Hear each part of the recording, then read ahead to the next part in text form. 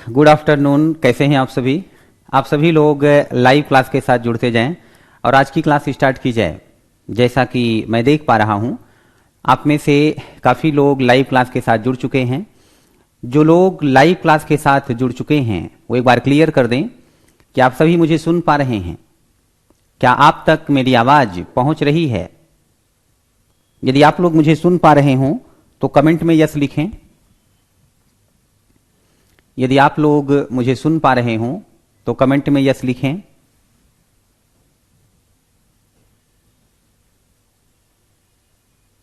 ठीक है, आप सभी लोग मुझे सुन पा रहे हैं। तो बच्चों, मैं आप लोगों को आर्ट एंड कल्चर कैसे पढ़ना है ना, क्या क्या आर्ट एंड कल्चर के पाठ्यक्रम के अंतर्गत जानना है, यही समझा रहा था। प्रशांत लिख रहे हैं सर बस शीत युद्ध मैंने नहीं पढ़ा है। बेटा, शीत युद्ध नहीं चल रहा, आर्ट एंड कल्चर चल रहा है। इससे पहले पोस्ट इंडिपेंडेंस पढ़ा रहा था मैं, जो अन्य बैच चल रही है। जो न्यू बैच स्टार्ट हुई है उसमें मैं आर्ट एंड कल्चर से क्लास स्टार्ट किया हूं। तो हाँ, कल से न्यू बैच स्टार्ट हो गया है। आशु जी खुश रहें, सभी लोग खुश रहें।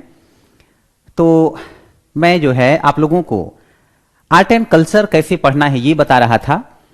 और अभी आप लोगों को ये समझना है कि भारतीय संस्कृति की विशेषता क्या है। भारतीय संस्कृति की विशेषता वैसे कल मैंने डिस्कस किया हुआ था, फिर भी थोड़ा सा आप लोग समझ लीजिए, फिर आगे बढ़ा जाए। मैंने कल पाठ्यक्रम की विशेषता समझाई थी और किस प्रकार पढ़ना है आर्ट एंड कल्चर को ये बताया था। भारतीय संस्कृति की विशेषताएं समझ लीजिए। भारतीय संस्कृति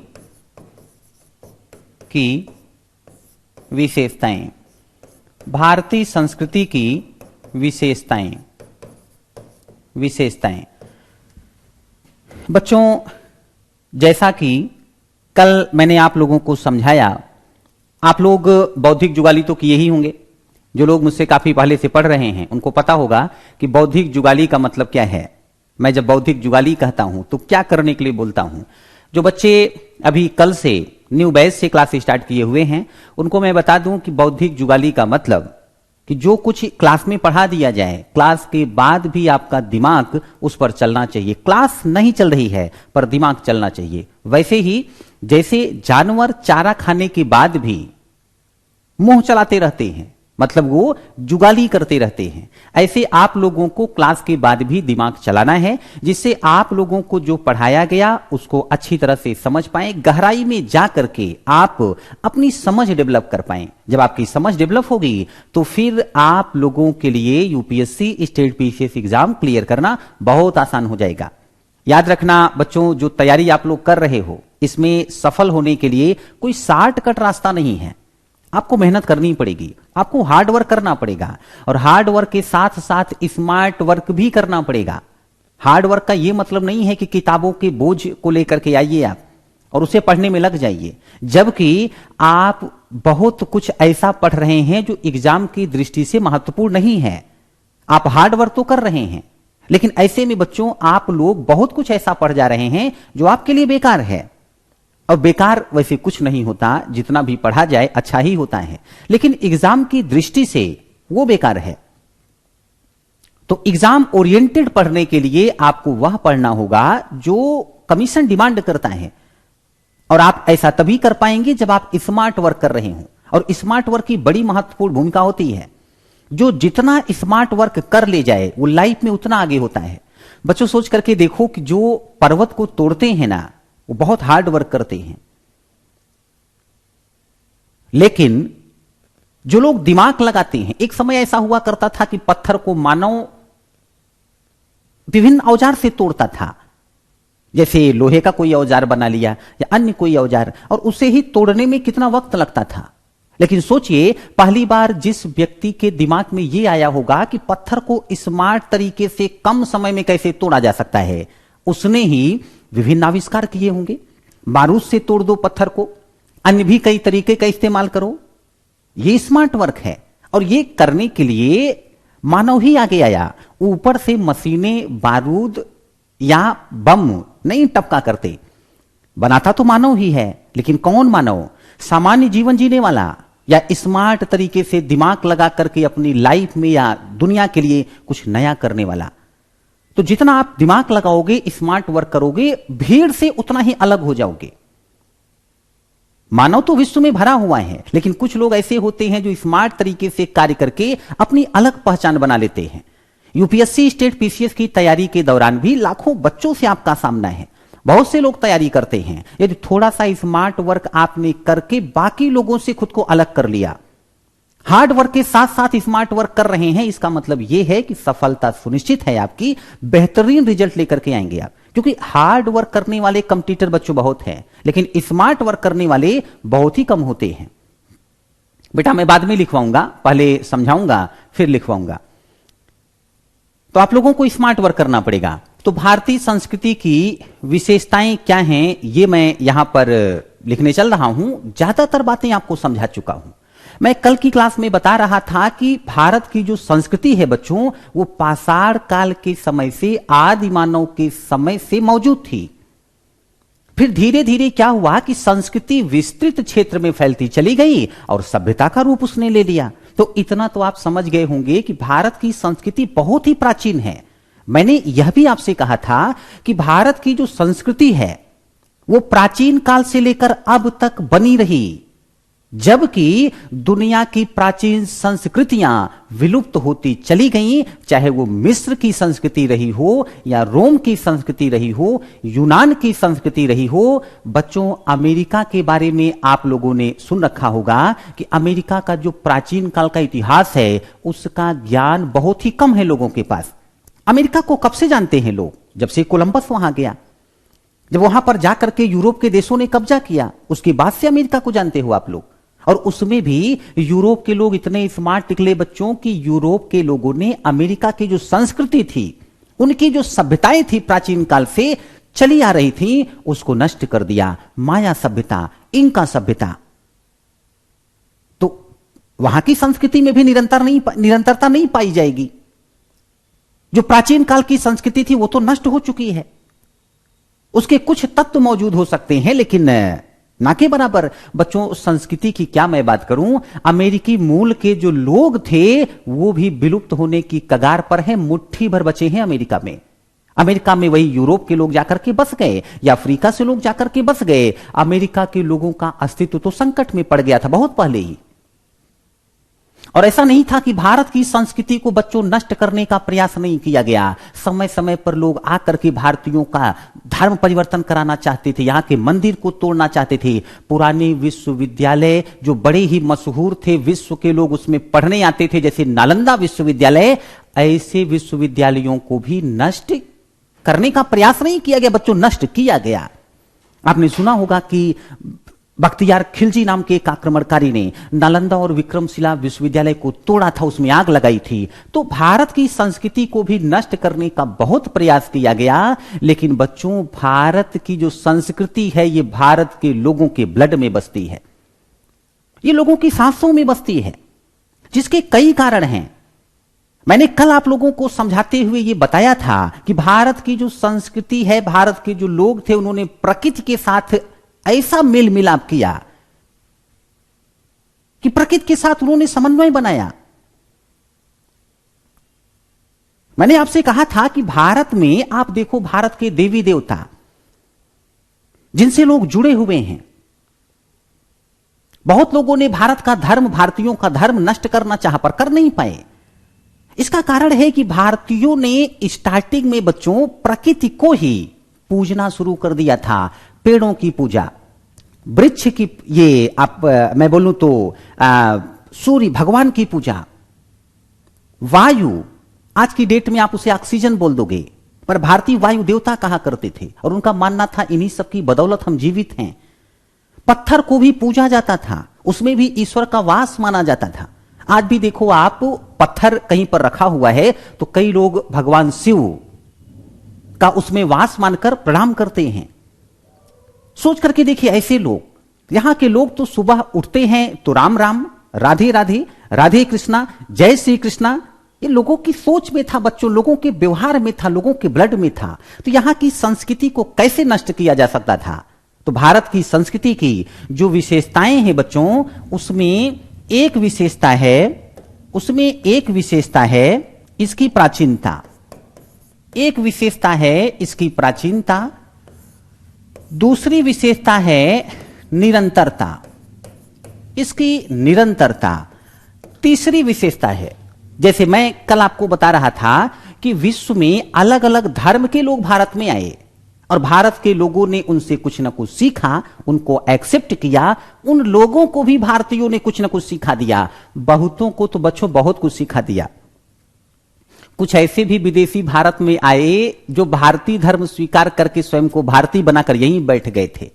मैं आपको एक विदेशी शासक का नाम बताऊं, उसका नाम था कनिष्क, लेकिन भारत में आकर वो बौद्ध हो गया था। एक और भी ऐसा विदेशी शासक था, नाम था रुद्रादामन। तो रुद्रादामन विदेशी शासक था कभी, लेकिन भारतीय हो गया। तो देखो नाम में क्या है, रुद्र यानी भगवान शिव। तो लोग भारतीय हो जाया करते थे। तो भारत की जो संस्कृति है इसकी एक प्रमुख विशेषता ही बन गई विविधता में एकता। विविधता में एकता। और ऐसा इसलिए हो पाया, आज की डेट में आपने सुन रखा होगा। अब जैसे देखो रोहिंग्या मुसलमान, कल कोई कमेंट में जिक्र किया था इनका। अब रोहिंग्या मुसलमान म्यांमार से निकले, बगल में बांग्लादेश मुस्लिम कंट्री, भारत के ही कट्टर मुसलमानों ने अलग क्षेत्र की मांग की थी, फिर पाकिस्तान बना और पूर्व का पाकिस्तान बाद में बांग्लादेश कहलाया। इतना इतिहास तो आप जानते होंगे। लेकिन रोहिंग्या मुसलमान जो है वो बांग्लादेश में शरण नहीं पाए, बल्कि उससे आगे बढ़ते हुए भारत में आए। सोच करके देखो कि यदि यही लोग विश्व के किसी अन्य देश में जाते तो इनको बॉर्डर पर ही नो एंट्री का बोर्ड लिखा हुआ मिलता। अब सवाल यह पैदा होता है कि भारत के लोगों ने समय समय पर विश्व के लोगों को शरण दी, लेकिन जिन लोगों को भारतीयों ने शरण दी उन्होंने ही बाद में पीठ में छुरा घोंपा, भारतीयों को नष्ट करने का प्रयास किया, भारतीय संस्कृति को नष्ट करने का प्रयास किया। तो भारतीयों ने ऐसी गलतियों से सबक क्यों नहीं लिया, सीखा कुछ क्यों नहीं? क्योंकि बच्चों भारत की संस्कृति प्राचीन है, इसमें निरंतरता बनी हुई है और हमारी संस्कृति की एक बड़ी महत्वपूर्ण विशेषता यह है सार्वभौमिकता।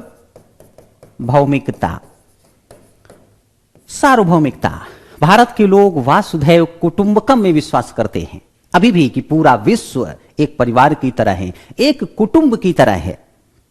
तो जाहिर सी बात है कि हम औरों से अलग हैं। और यही कारण है बच्चों, यदि दुनिया आधुनिक होती चली गई तो ऐसा नहीं है कि हम लोग प्राचीन काल की बातें ही मानते रहे, आधुनिक हुए ही नहीं, ऐसा नहीं है। हां, हम लोग अपने रहन सहन में भी धर्म का पालन करते हैं, हमारी संस्कृति में धर्म घुला हुआ है। पर ऐसा नहीं है कि सिर्फ धर्म ही मानते रहे हम लोग, हम सिर्फ आध्यात्मिक ही रहे, भौतिक नहीं रहे। हम लोगों ने आध्यात्मिकता और भौतिकता कब समन्वय कर लिया? यदि हम अहिंसा की बात करते हैं, बच्चों मैं आपको बताऊं, भारत में एक धर्म जैन धर्म है और जैन धर्म में लोग अहिंसा की बात करते हैं। कुछ जैनी ऐसे होते हैं जिनका यह मानना होता है कि सांस भी लोगे तो कुछ कीटाणु अंदर जाएंगे, उनकी मौत हो जाएगी, इसलिए मास्क लगाकर रखो। आप लोग तो अभी मास्क लगाते हैं, जब से कोरोना जो है अपना प्रभाव दिखाने लग गया। तो ऐसे में क्या है कि बच्चों आप लोग बहुत से कमेंट कर रहे हैं और मैं अभी आपके कमेंट देखना नहीं चाहता, क्योंकि जो कुछ समझा रहा हूं उसको समझाने के लिए मुझे पूरा कंसंट्रेशन लेक्चर पर रखना होगा और आप लोगों को भी। तो डाउट वगैरह मुझसे बाद में पूछ लीजिएगा, सर प्री होगा या मेंस की आंसर प्रैक्टिस भी करवाओगे? बेटा दोनों होगा, प्री भी होगा, मेंस एग्जाम को ध्यान में रखते हुए आंसर राइटिंग भी कराई जाएगी।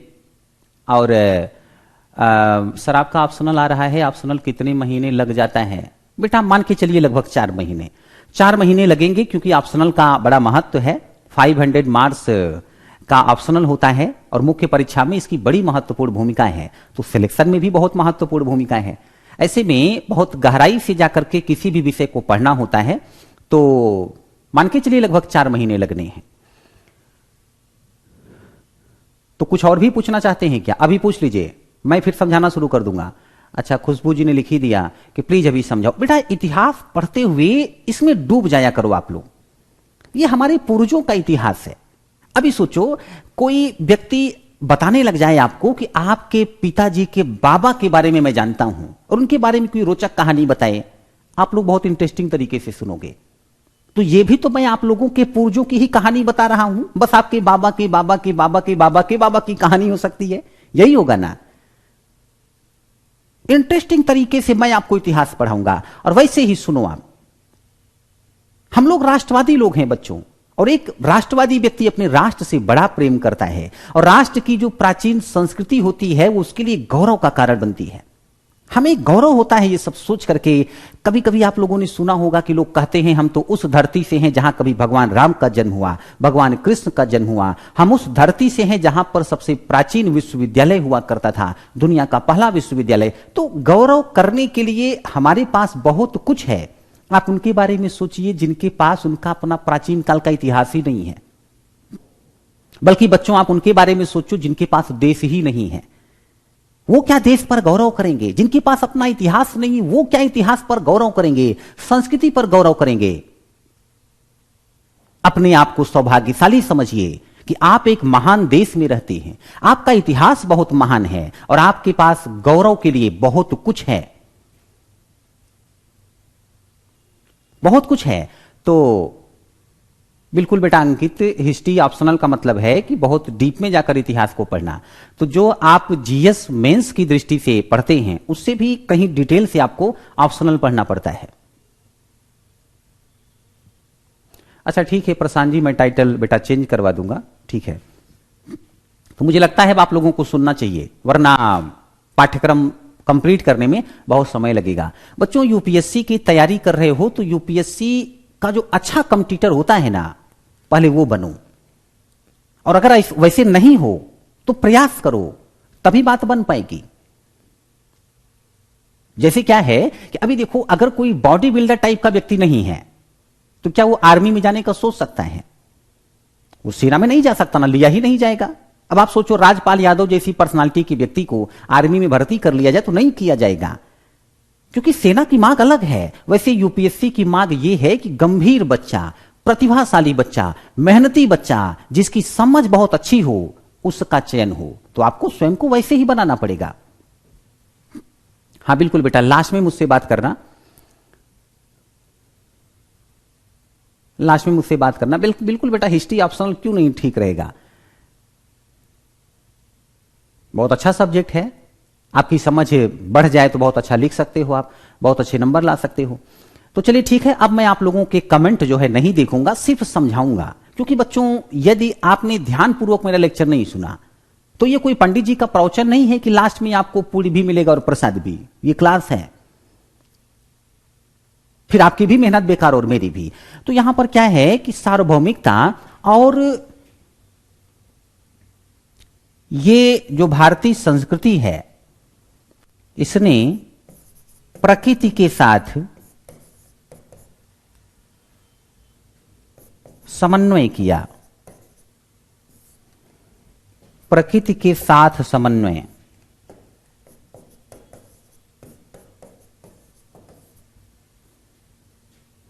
समन्वय। और तो मैं ये कह रहा था बच्चों, देखो हम अहिंसावादी हैं, पर इसका ये मतलब नहीं है कि हम विकास की ओर नहीं बढ़ सकते, क्योंकि बहुत से कार्य ऐसे होते हैं जिसमें हिंसा होगी। अब खेती भी करोगे तो उसमें हिंसा होगी, आप शहर बसाओगे, पेड़ वगैरह काटोगे तो भी तो हिंसा है, क्योंकि पेड़ काटना गलत बात है, पर्यावरण के लिए बुरा है। अब बहुत से पेड़ ऐसे काट दिए जाते हैं कभी कभी जिसमें लोगों का यह मानना है कि इसमें देवता हैं, वहां पर पूजा भी होती है, और उसे काट दिया जाता है। ऐसा नहीं है कि हम लोग मशीनों का प्रयोग नहीं करते, वो भी करते हैं। तो हम आध्यात्मिक भी हैं और भौतिक भी, दोनों के मध्य हम भारतीयों ने संतुलन बना के रखा। ये हमारे संस्कृति की विशेषता है, विशेषता है। तो यहां पर क्या है कि आध्यात्मिकता एवं भौतिकता के मध्य, भौतिकता के मध्य संतुलन, संतुलन है ना। तो ये है, ये भारतीय संस्कृति की विशेषताएं हैं। चलिए मैं अब आप लोगों को पाठ्यक्रम पढ़ाना स्टार्ट करूं। एक बार सभी लोग क्लास में मेंटली प्रेजेंट हो जाइए और कमेंट में यस लिखिए। फिर थोड़ी देर तक मेरा लेक्चर बहुत ध्यान से सुनिएगा। आप सभी लोग क्लास में मेंटली प्रेजेंट हो जाइए, अपने अपने हथियार बल्कि रख दीजिए। अगर किसी की आदत है लेक्चर के साथ लिखने की तो मैं उसे मजबूर नहीं करूंगा, फिर मैं कोई प्रेशर नहीं डाल रहा। हां, अगर पॉसिबल है तो अपने हथियार रखिए, क्लास में मेंटली प्रेजेंट हो जाइए और कमेंट में यस लिख दीजिए। हाँ, मैं देख रहा हूं बहुत से लोग कमेंट में यस लिखना स्टार्ट कर चुके हैं, वेरी गुड। तो देखिए,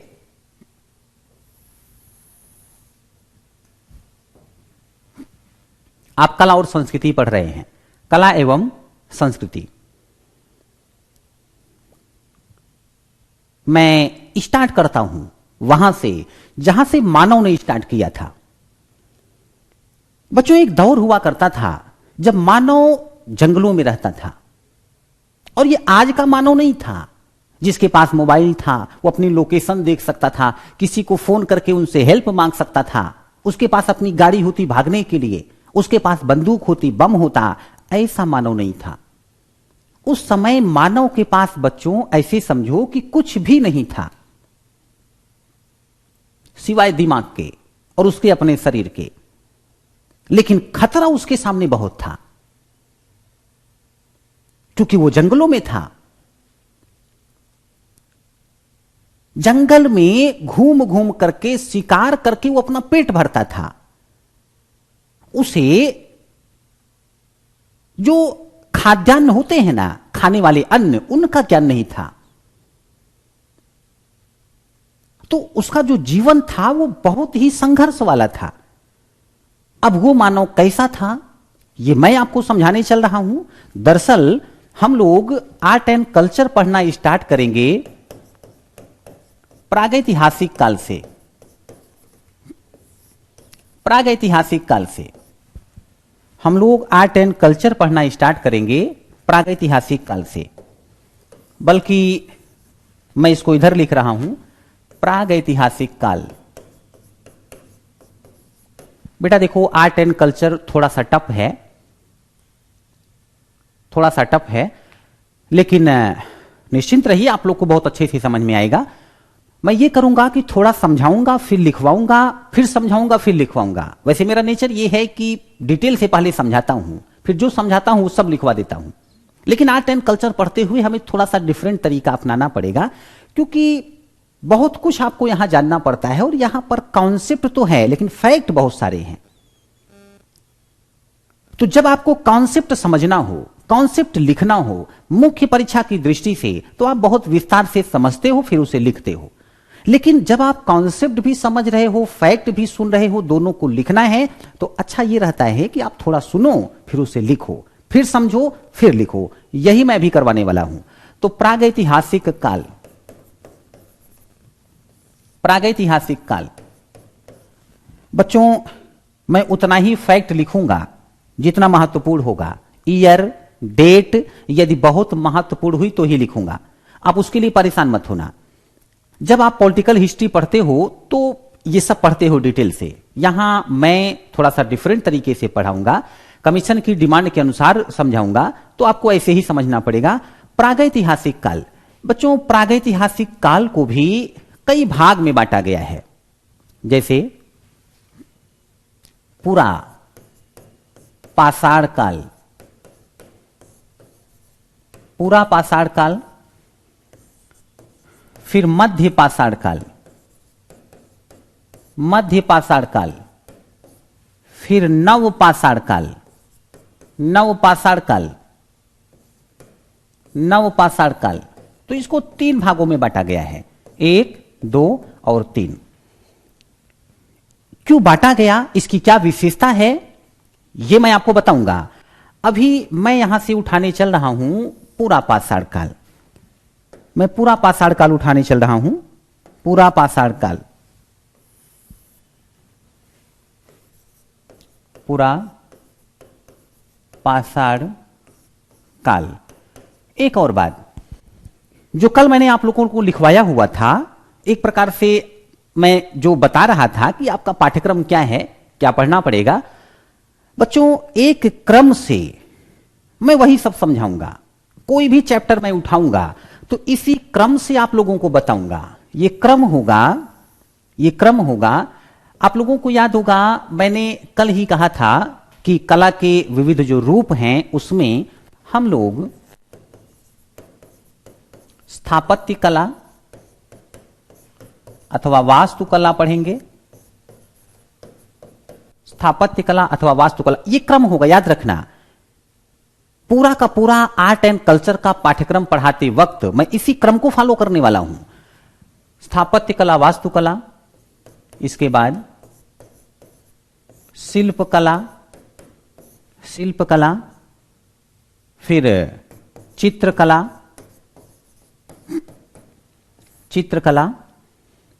फिर नृत्य, संगीत, फिर साहित्य, फिर धर्म दर्शन। ये क्रम है, इसी क्रम को फॉलो करूंगा मैं। जैसे यदि मुझे पाषाण काल पढ़ाना है तो मैं पाषाण काल में स्थापत्य कला का कितना विकास हुआ, शिल्प कला का कितना विकास हुआ, चित्रकला का कितना विकास हुआ, नृत्य संगीत कला का कितना विकास हुआ, साहित्य का विकास हुआ या नहीं हुआ, धर्म और दर्शन का विकास हुआ या नहीं हुआ, ऐसे समझाऊंगा। जो भी चैप्टर आपको पढ़ाऊंगा, मैं मौर्य काल पढ़ा रहा हूं तो भी यही क्रम बताऊंगा कि मौर्य काल में स्थापत्य कला अथवा वास्तुकला का कितना विकास हुआ था, शिल्प कला उस काल की कैसी थी, चित्रकला कैसी थी, नृत्य और संगीत कला कैसी थी, साहित्य कैसा था, और धर्म और दर्शन की क्या स्थिति थी। मैं आप लोगों को यदि मुगल काल पढ़ाऊंगा तो मुगल काल के दौरान भी स्थापत्य कला और वास्तुकला कैसी थी, शिल्प कला कैसी थी, चित्रकला का कितना विकास हुआ, नृत्य और संगीत की क्या स्थिति थी, साहित्य कौन कौन सा था, धर्म और दर्शन की क्या स्थिति थी। मैं इसी क्रम को फॉलो करूंगा। अभी शुरुआत में आपके दिमाग में ये सब सेट होने में हो सकता है परेशानी हो, लेकिन 2 से 3 लेक्चर जाते जाते ना ये सब आपके माइंड में सेट हो जाएगा। मैं इतिहास में जैसे जैसे आगे बढ़ता जाऊंगा, क्या क्या परिवर्तन भारत में आता गया, क्या क्या विशेषताएं कला में जुड़ती गई, सब समझाता चला जाऊंगा और ऐसा कॉन्सेप्ट समझा दूंगा बच्चों कि सब कुछ दिमाग में सेट हो जाएगा। ऐसा डायलॉग मारना मेरी आदत नहीं है, पर इसलिए बता रहा हूं कि विश्वास करिए सब कुछ बहुत आसानी से आप लोग समझने वाले हैं। बच्चों, जानते हैं दिक्कत क्या होती है? आपके अंदर प्रतिभा की कमी नहीं है, आपके अंदर प्रतिभा की कमी नहीं होती, लेकिन कई लोगों को ना खुद पर विश्वास नहीं होता, और यदि खुद पर विश्वास ना हो तो फिर सफल होने में बड़ी समस्या का सामना करना पड़ता है। हम भारत के लोगों में प्रतिभा की कोई कमी नहीं होती, पर समस्या यह होती है कि हमें खुद पर विश्वास नहीं होता। वो विश्वास जगाने के लिए किसी को आना पड़ता है। कई बार एक व्यक्ति में बहुत टैलेंट है पर उसे पता ही नहीं है। उसकी शादी हुई, फिर पत्नी उसे बताना शुरू करती है कि आप तो मेरे हीरो हो, आपके अंदर बहुत क्षमता है। फिर उसको लगने लगता है कि हां मैं हीरो हूं, फिर वो मेहनत करता है, सफल होता है। अब इसीलिए देखो, कुछ लोग कहते हैं कि हर कामयाब व्यक्ति के पीछे एक महिला का हाथ होता है। अब अपवाद भी है इसका कि शादी नहीं हुई या शादी हुई तो पत्नी को छोड़ने के बाद भी अगला सफल हुआ। उसमें बहुत से लोग भरे पड़े हैं, अब मैं नाम नहीं लूंगा, लेकिन ऐसा है। तो मैं ये कहना चाहता हूं कि हां बिल्कुल, हनुमान बहुत सामर्थ्य थी उनमें, लेकिन जामवंत ने जब तक उन्हें उनकी शक्ति का एहसास नहीं कराया तब तक वो सामान्य व्यक्ति जैसे थे, कुछ विशेष उन्होंने नहीं किया। लेकिन जैसे उनको अपनी शक्ति का एहसास हुआ वो विशेष करने लग गए।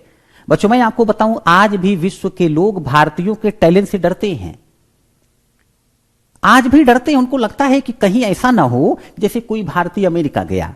अब अमेरिका के लोग सोचते हैं कि कहीं ऐसा ना हो कि ये लोग आए यहां पर और अपनी प्रतिभा से बहुत कुछ कर जाएं और बाद में हमारे लिए समस्या खड़ी करें, यहां से बहुत कुछ सीख करके फिर भारत चले जाएं, वहां पर फिर बहुत कुछ बेहतर करें। चलो एक एग्जाम्पल देता हूं।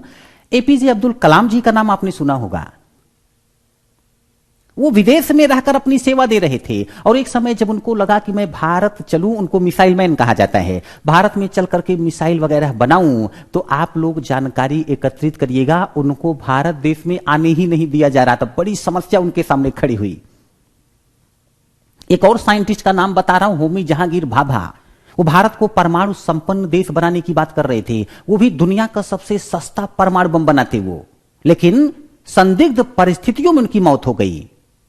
अब कुछ बताने की आवश्यकता तो है नहीं कि लोग कैसे उनसे डरे होंगे, फिर क्या हुआ होगा। तो यहां पर क्या है कि ऐसे में आप लोग हौसला रखिए। बहुत आसान है ये सब पढ़ना, बहुत आसान है। बस अपने अंदर से भय निकालिए। बहुत गंभीर भी नहीं होना है, इंटरेस्टिंग तरीके से पढ़िए, लेकिन पढ़िए। ऐसा नहीं कि आप इंजॉय ज्यादा कर रहे हैं, पढ़ कम रहे हैं, फिर दिक्कत है। तो ऐसे में क्या है, ऐसे में क्या है कि यहां पर आप लोगों को बहुत कूल होकर के मेरा लेक्चर सुनना है। तो यहां पर इसी क्रम को मैं फॉलो करने वाला हूं। अब चलिए पूरा पाषाण काल की बात करूं मैं, पूरा पाषाण काल की। तो देखो बच्चों, पूरा पाषाण काल का जो मानव था, जैसा कि मैंने कहा, वो जंगल में रहा करता था और उसका जीवन जो है वो बहुत कठिन था। अब उसके पास इतना ज्ञान ही नहीं था कि वो अपने लिए घर बनाए। आपने सुना होगा कि मानव का जो पूर्वज था वो बंदर। बचपन में एक कहानी पढ़ी थी कि एक बार एक बंदर जंगल में टहल रहा था। एक चिड़िया ने घोंसला बना रखा था, पानी बरस रहा था। चिड़िया भीग नहीं रही थी, पर बंदर भीग रहा था। चिड़िया ने बंदर को सलाह दी कि आपके पास तो हाथ पैर है, आप क्या अपने लिए घर नहीं बना सकते? देखो मैं तो चिड़िया हूं, फिर भी रहने के लिए घर बनाया हुआ है जिससे बारिश से बच सकूं। बंदर को लगा ये चिड़िया हमें ज्ञान देगी। बंदर ने उसका घोंसला उजाड़ के फेंक दिया। तो जाहिर सी बात है कि हमारे पूर्वज बंदर बहुत ज्यादा ज्ञान तो किसी से ले नहीं सकते। आज भी लोग नहीं लेते, ईगो हर्ट होने लगता है, ये हमको ज्ञान दे रहा है। बहुत से लोगों की ये समस्या है। तो यहां पर मैं ये समझाना चाहता हूं बच्चों कि जो मानव है वो स्टार्टिंग में घर बनाना नहीं जानता था, तो उसको स्थापत्य कला अथवा वास्तुकला का ज्ञान तो है नहीं। वो करता क्या था, इस काल में जो मानव है वो गुफाओं में रहता था या खुले आसमान के नीचे सोता। अब आप सोच करके देखो, अगर कोई जंगल में खुले आसमान के नीचे सो गया तो सुबह कितना चांस है कि वो उठेगा? क्या पता एक शेर पहुंच करके परमानेंट उसे सुला दिया हो। क्या पता गुफा में सो रहा हो तो किस जानवर का शिकार हो गया पता भी ना चला हो। ये आरंभिक दौर है जब मानव स्ट्रगल कर रहा था। हां, इस काल में यदि उसे शिकार करना होता तो उसके पास गन, तलवार, मिसाइल ये सब कुछ नहीं था। बस अगर कुछ था उसके सहयोग के लिए तो वो था पत्थर। वो बच्चों पत्थर का प्रयोग करके शिकार करता था, पत्थर का प्रयोग करके जीवन जीता था। इसीलिए उस काल को ही पाषाण काल कहा जाता है। पाषाण मतलब पत्थर, उसे पाषाण काल कहा जाता है। तो यह पाषाण काल था। तो अब यह तो व्यक्ति गुफा में रहता है या तो खुले आसमान के नीचे सोता है, तो वास्तुकला और स्थापत्य कला का विकास नहीं हुआ था। चलिए बात करें शिल्प कला की। शिल्प मतलब जानते हैं, हाथ से जो निर्मित किया जाए। शिल्पी कहा जाता है कारीगर को। आप हाथ से कपड़ा बनाइए, हाथ से मूर्ति बनाइए, हाथ से स्तंभ बनाइए, हाथ से बर्तन बनाइए। ये सब बच्चों शिल्प कला है। तो आप इस तरह से अनुमान तो नहीं लगा सकते कि इस काल का मानव इतना क्रिएटिव होगा कि हाथ से वो कुछ भी बना पाए, बल्कि मानव के हाथ में इतनी प्रतिभा है, इतनी क्षमता है, ये तो मानव को पता ही नहीं रहा होगा। पर हां, एक विशेषता रही है बच्चों, भारत की एक विशेषता रही है। एक्सक्यूज मी,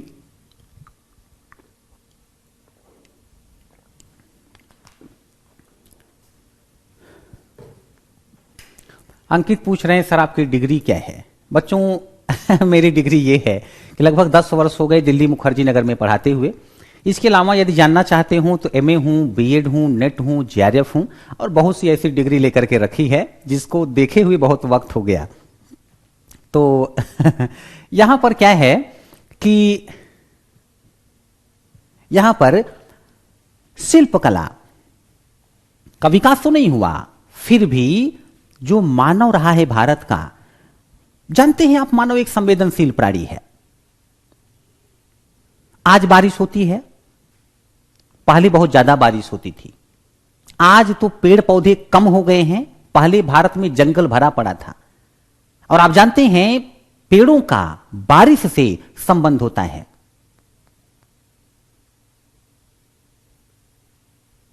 अब बारिश बहुत होती थी, अभी भी देखो कई बार क्या होता है कि जब बादल गरजता है ना, बिजली चमकती है, तो कुछ लोग डर जाते हैं, बच्चा डर जाता है। आपने मूवी देखी, मूवी देखते होंगे आप, उसमें एक्ट्रेस देखो कैसे डर जाती है। कई बार एक्टर एक्ट्रेस खड़े होते हैं, दोनों संकोच कर रहे होते हैं, अचानक से बादल गरजा और एक्ट्रेस बहुत तेजी से भाग करके एक्टर से लिपट जाएंगी। तो एक प्रकार से बादल जो है उनकी हेल्प कर देता है। तो ऐसे में क्या हुआ कि मानव जो है वो जिससे डरता था उसे लगने लगा कि ये शक्तिशाली है, इसके सामने सर झुकाओ।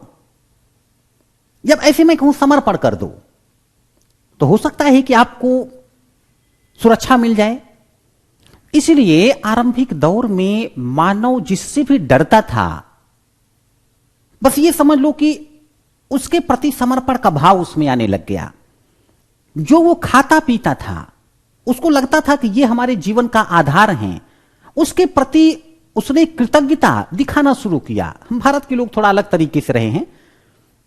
अगर हमने पेड़ से एक फल खाया तो पेड़ को झुक करके नमस्कार करते थे, वरना विश्व में बहुत से क्षेत्र के लोग ऐसे रहे हैं कि अगर एक फल उनको मिला पेड़ से तो सारा फल तोड़ते, पेड़ भी काट डालते थे। तो हम लोग तो अलग संस्कृति के लोग हैं, अलग तरीके के लोग हैं। तो यहां पर क्या है कि मानव जो है ऐसा लगता है कि वो प्रकृति के थोड़ा सा करीब जाने लगा। हो सकता है कि पूजा पाठ करने भी लग गया हो। जानकारी बच्चों बहुत ही कम है, क्योंकि इस काल की लैंग्वेज क्या थी, इस काल की कोई बुक वगैरह तो हमें मिली नहीं। मैं ये सब सिर्फ इसलिए बता रहा हूं कि इस काल में अगर शिल्प कला की बात की जाए तो हाथ से बनी हुई एक मूर्ति प्राप्त हुई है, मां त्रिदेवी की मूर्ति। मां त्रिदेवी की मूर्ति प्राप्त हुई है और ये प्रयागराज से मिली। ये बच्चों प्रयागराज से मिली। इसीलिए सनातन धर्म या हिंदू धर्म को दुनिया का सबसे पुराना धर्म कहा जाता है। ये मैं हजारों वर्ष पूर्व की बात कर रहा हूं। तब ना तो इस्लाम धर्म का अस्तित्व मिलता है, ना ईसाई धर्म का, ना जैन धर्म का, ना बौद्ध धर्म का, ना अन्य धर्म का। अब क्योंकि मैं हाथ से बनाई हुई वस्तुओं की बात कर रहा हूं तो थोड़ा सा शिल्प कला से हट करके यहां मैं देखो बच्चों नोट करके लिख रहा हूं, कुछ नोट करके, और मैं इसे लिखवाऊंगा इसी क्रम से, इसीलिए ऐसा कर रहा हूं। दरअसल क्या है कि धीरे धीरे करके मानव पत्थर का बेहतर यूज करना सीख गया। एक वक्त था उसने चौड़े पत्थर को उठाया, जानवर को मारा। धीरे धीरे उसने पत्थर को नुकीला बनाना शुरू किया। जैसे एक पत्थर को आगे से नुकीला बनवा दो, तो जब आप उसको नुकीला बना दोगे तो जैसे बेटा कुल्हाड़ी आप देखते हैं, कुल्हाड़ी तो आगे से नुकीली होती है, फिर उसमें एक लकड़ी का डंडा लगा दिया जाता है और फिर वो बेहतर तरीके से यूज में आती है। तो मानव अभी इतना क्रिएटिव नहीं था, बस उसने क्या किया, ना ही उसके पास लोहा था, उसने पत्थर को ही आगे से नुकीला बनाया और पीछे से पत्थर को पकड़ करके फिर वो उससे मारते थे। तो उसको हस्त कुठार कहा जाता था, हाथ की कुल्हाड़ी। पत्थर को और बारीक कर करके वह वस्तुओं को काटना जान गया। तो इस काल का जो मानव था उसने कुछ संस्कृतियों का विकास कर लिया जो उनके इसी कार्य के द्वारा पहचानी जाती थी।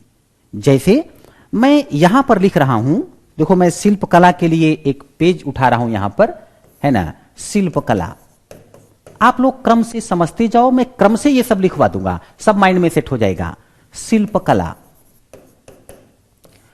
तो शिल्प कला में बच्चों मैं नोट करके लिख रहा था कि इस काल में जो है कुछ संस्कृतियां दिखाई पड़ती हैं। इसमें एक संस्कृति है चापिंग संस्कृति।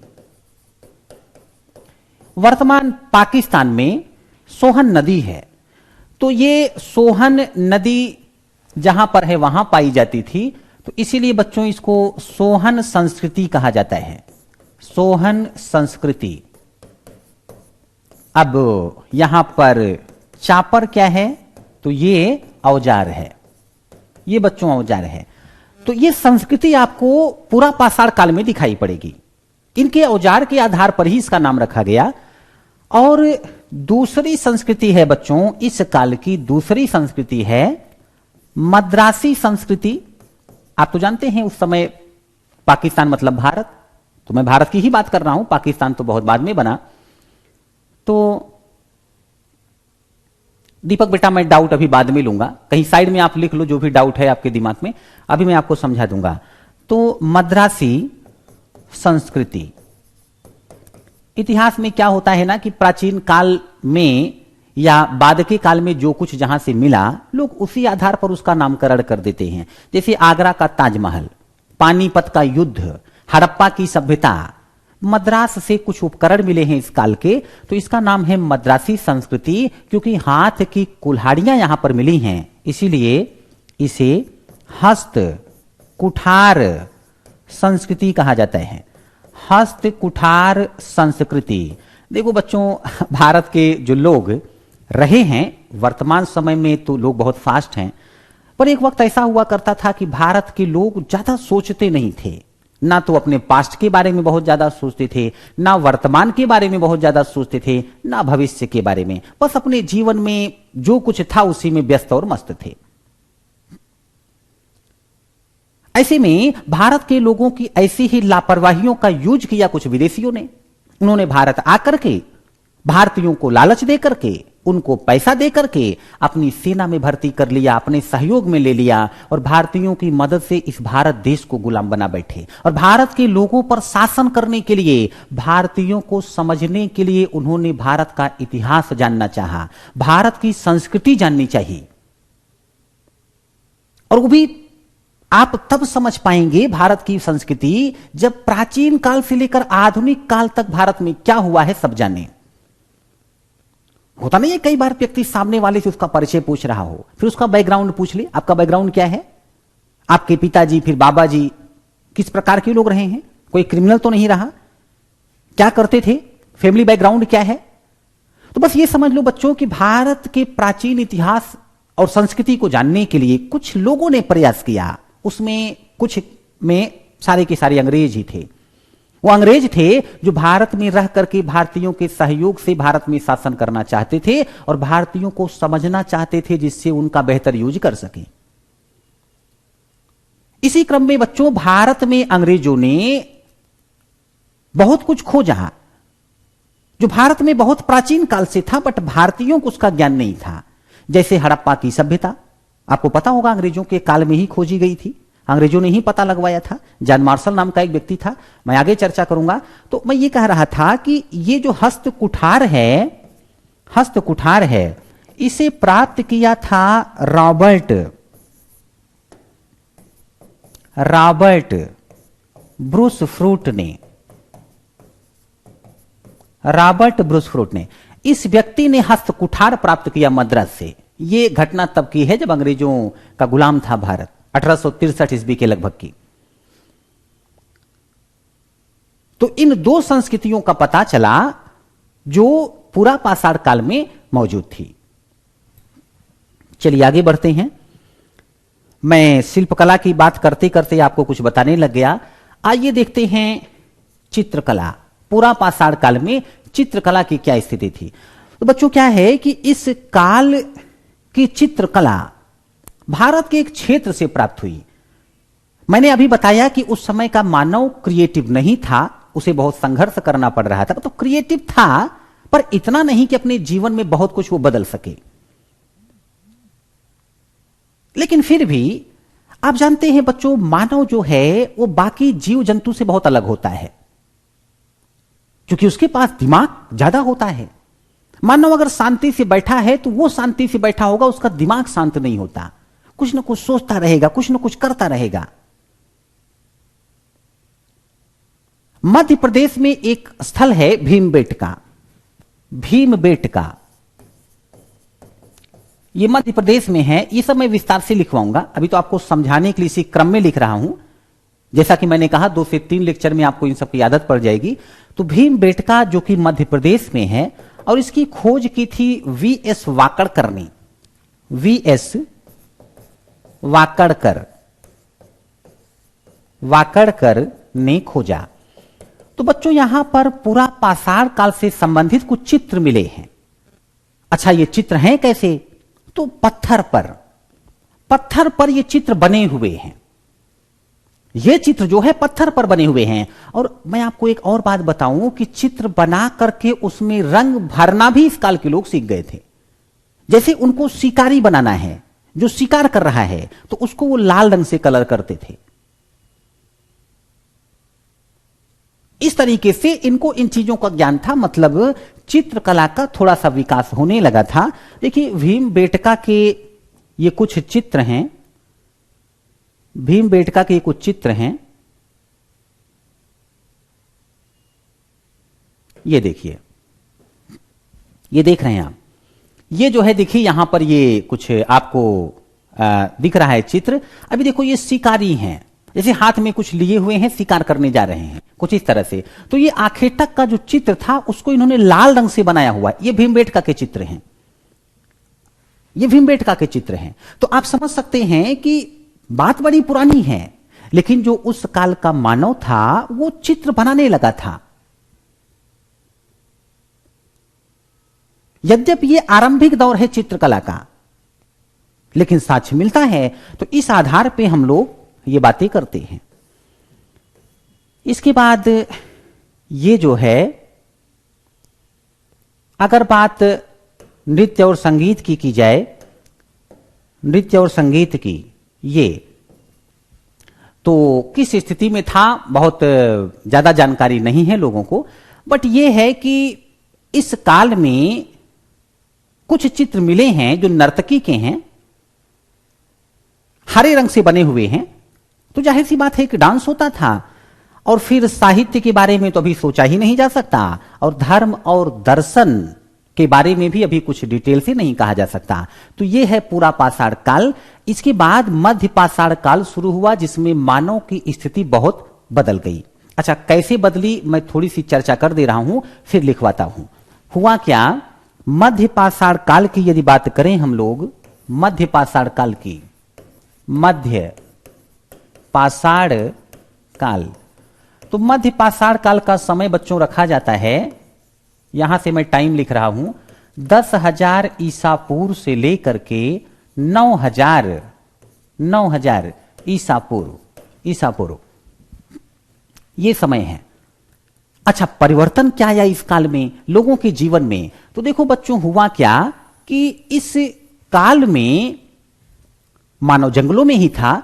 अब जंगल में बहुत से खतरनाक टाइप के जानवर, बाकी पेड़ पौधे, जानवरों के बीच में कहीं कहीं पर मानव, 1 व्यक्ति, 2 व्यक्ति, 3 व्यक्ति, कहीं कहीं पर 4 व्यक्ति, कहीं कहीं पर 5 व्यक्ति, ऐसी ही सीन थी। पर दिक्कत यह होती थी कि मानव अक्सर जानवरों का शिकार बन जाता था। पर इस काल में बहुत कुछ परिवर्तित हो जाएगा। दरअसल हुआ क्या, मानव का ये नेचर होता है कि अगर एक मानव है और उसके पीछे एक खतरनाक टाइप का जानवर पड़ गया या शेर पड़ गया, अब शेर ने मानव को दौड़ा लिया, मानव भगा। क्योंकि भाई हर मानव में धर्मेंद्र जितेंद्र जैसी कैपेसिटी नहीं होगी, या सनी देओल टाइप का नहीं होगा कि 2.5 किलो के हाथ से शेर का शिकार कर ले, ऐसा तो पॉसिबल नहीं है। अब जो दुबले पतले टाइप के लोग रहे होंगे, उस शेर के शिकार के बारे में सोच भी नहीं सकते, तो भागेंगे। अब पता चला एक मानव भाग रहा है, उसको दो मानव दिख गया, तो मानव की ये फितरत होती है कि वो दो की तरफ ही भागेगा, अपोजिट नहीं भागेगा, क्योंकि उसको पता होता है कि यदि मैं दो के पास चला गया तो ये जो शेर है ये अब फिर वो तीन लोगों की समस्या बन जाएगा, वो अकेले मेरी समस्या नहीं होगा, और मरेंगे भी तो तीन लोग साथ में मरेंगे, तो थोड़ा सा लोगों को शांति रहती थी कि अकेले मैं समस्या का सामना नहीं करूंगा, ये समस्या मेरे अपने अकेले की समस्या नहीं है, लोगों को राहत मिल जाती है। यदि ऐसा कुछ हो जाए तो अब एक मानव दो मानव के पास हो गया तो तीन हो गए, फिर तीन ने अन्य तीन को देखा तो छह हो गए, फिर ये ऐसे करके चार और मिले 10 हो गए, क्योंकि मानव को ये समझ में आने लगा था कि समूह में रहना मतलब सुरक्षा की गारंटी, हम आसानी से शिकार नहीं हो सकते। तो इस काल में बच्चों जनसंख्या में वृद्धि होने लग गई, वृद्धि का और भी कारण है मैं बताऊंगा, और जब मानव ग्रुप में रहने लग गया तो लोगों के साथ इमोशन जगना स्वाभाविक है, इस काल में महिला पुरुष भी साथ में रहे तो अब मानव की जनसंख्या बढ़ने लगी। इसके भी कई कारण हैं, मैं और भी चर्चा करूंगा। जनसंख्या बढ़ने लगी तो अब तक व्यक्ति अकेला जहां मन करता था घूमता रहता था, जैसे अविवाहित व्यक्ति, यदि उस पर माता पिता का ढंग से नियंत्रण नहीं है तो जहां चाहे वहां टहले, लेकिन शादी के बाद बच्चों बंधन हो जाता है, जिम्मेदारी आ जाती है, मैं आपको डरा नहीं रहा, बस कुछ बातें बता रहा हूं, जिम्मेदारी आ जाती है, ऐसे में चिंता सताने लगती है कि मेरी पत्नी कैसे सुखी रहेगी, बच्चे कैसे सुखी रहेंगे, कहीं ऐसा ना हो कि रोजी रोजगार पर संकट आ जाए तो बच्चे भूखों मरने लग जाएं, बहुत सी बातें हैं, आज भी चिंता सताती है लोगों को। उस काल में सोचो जब खाने पीने की बड़ी समस्या थी, मानव ने इसी काल में यह सोचा कि क्यों ना कुछ जानवरों को बांध करके रखा जाए, यदि कभी विषम परिस्थिति बनती है, शिकार नहीं मिलता, तो भोजन के लिए मेरा परिवार परेशान ना हो, भूखा ना रहे। इसी काल में मैं आपको बताऊं, जो मानव है उसने कुछ जानवर ला करके बांध दिए, भेड़ बकरी टाइप के। अब जैसे 4 जानवर उसने ला करके गुफा में बांधे, बाहर पत्थर रख दिया बड़ा सा। अब उसको लगा कि जब कभी इमरजेंसी आएगी तो इसको खाया जाएगा। मान के चलो कि 6 महीने तक ऐसी स्थिति आई ही नहीं। मानव गया 6 महीने के बाद, उसने गुफा के द्वार से पत्थर हटाया और गुफा में जाकर देखा 4 जानवर बांधे थे, पर अब दिख रहे थे 6। मानव चिंतित कि भाई 4 बांधे थे, इसमें से कम होने चाहिए थे, बढ़ कैसे गए, ये 6 कैसे हो गए? तो दिमाग लगाने पर पता चला कि जानवरों में भी जनसंख्या वृद्धि होती है। तो मानव ने दिमाग लगाया कि यदि जानवरों को बांध करके ऐसी अनुकूल दशाएं पैदा की जाएं कि उनमें वृद्धि हो, तो ये तो बहुत अच्छा तरीका है, आसानी से हमारे लिए भोजन उपलब्ध हो जाएगा। तो मध्य पाषाण काल ही है जिसमें मानव ने पशुपालन शुरू कर दिया। तो बहुत कुछ बदलने वाला है लोगों के जीवन में, जिसे मैं अभी आपको समझाऊंगा, फिर लिखवाऊंगा। अभी सबसे पहले पूरा पाषाण काल में जो कुछ हुआ उसे आप लोग लिखें। यदि कोई परेशानी है तो मैं आपको 1 मिनट देता हूं, अभी पूछ लें। कोई परेशानी?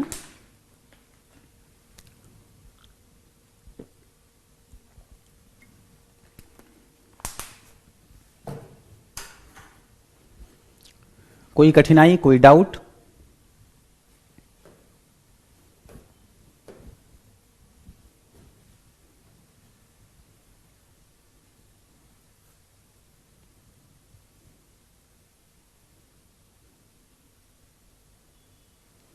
धर्मेंद्र पूछ रहे मानव का नाम क्या था? बेटा इस समय नाम के बारे में सोचिए ही मत, बहुत से लोग हैं किसका क्या नाम था ये आपको पता ही नहीं चल सकता, कहीं लिखा थोड़ी नहीं गया है, कोई पुस्तक नहीं है, इसलिए मैं एक कॉमन नाम यूज कर रहा हूं, मानव। तो आप लोग इमोशनल होइए इतिहास पढ़ते समय, लेकिन इतना इमोशनल मत होइए कि emotion he out of balance हो जाए। पहला पालतू पशु बेटा कुत्ता ही था। बेटा मद्रास में ही मिला, इसीलिए उसे मद्रासी संस्कृति कह दिया गया। मद्रास से ही मिला था पहला हस्त कुठार, हाथ की कुल्हाड़ी।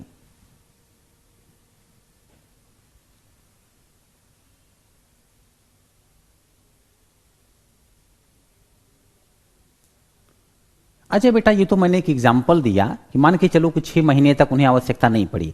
अब ऐसा नहीं है कि अगर जानवर को बांध करके रखा था मानव ने गुफा में तो उनके लिए भोजन की व्यवस्था नहीं किया होगा, या तो गुफा ही बड़ी हो, सोचो उस गुफा में रहने के लिए चारा हो, पीने के लिए कुछ पानी भी हो, ऐसा भी तो हो सकता है, या मानव ने ये सब कर दिया हो।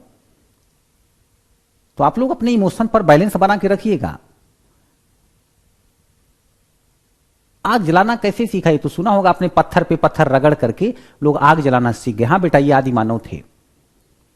चलिए लिखना स्टार्ट करिए। हेडिंग डालिए भारतीय संस्कृति की विशेषताएं।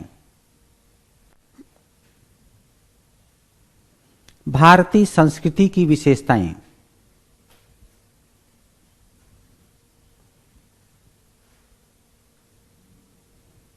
इसमें लिखिए फर्स्ट प्राचीनता,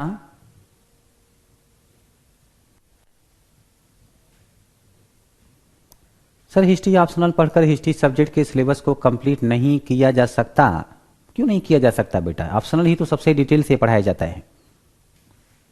भारतीय संस्कृति की विशेषताएं, फर्स्ट प्राचीनता, सेकंड निरंतरता, थर्ड लिखते जाइए विविधता में एकता,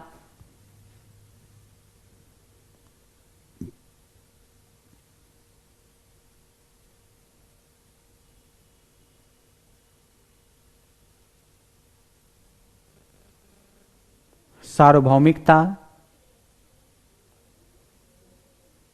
औजार थे बेटे पत्थर के ही औजार,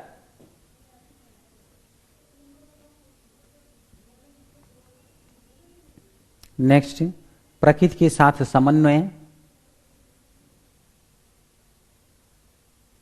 काजल बेटा पूछो कोई डाउट हो तो। प्रकृति के साथ समन्वय। नेक्स्ट आध्यात्मिकता एवं भौतिकता के मध्य संतुलन।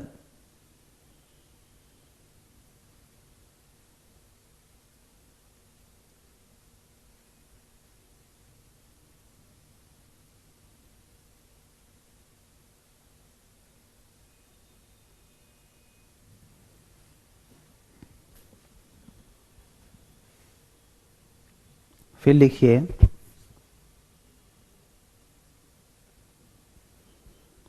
प्रागैतिहासिक काल।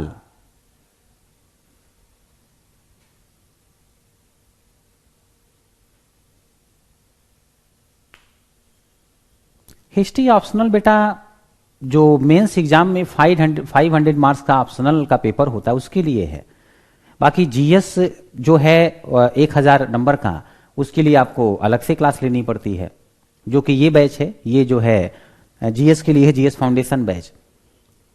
ऑप्शनल बैच का मतलब अलग से जो ऑप्शनल का पेपर होता है वो है।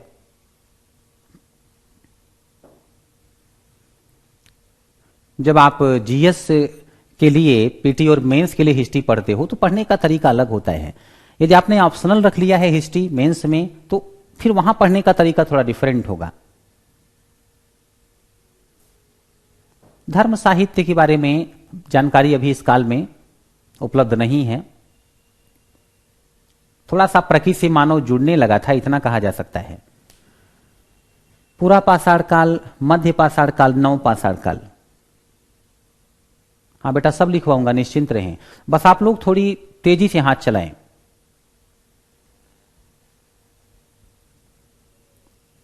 सौरभ बेटा लगभग 4 महीने में कंप्लीट हो जाएगा।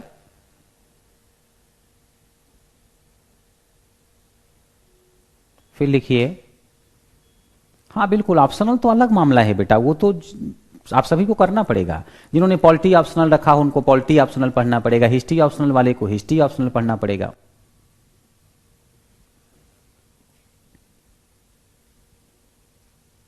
फिर लिखना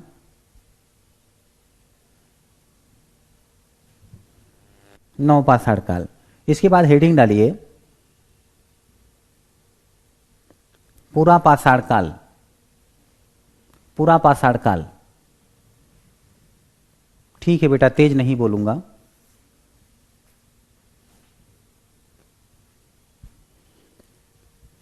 बेटा भारतीय संस्कृति की जो विशेषताएं हैं वो तो जो मैंने लाइन लिखवाया उसी से आप समझ गए होंगे कि मैं क्या कहना चाहता हूं। इसके बाद जो कुछ समझाऊंगा वो डिटेल से लिखवाऊंगा, जहां महत्वपूर्ण है वही लिखना है। तो यहां पर लिखना पूरा पाषाण काल, इसमें डालना फर्स्ट स्थापत्य कला ऑब्लिक वास्तुकला,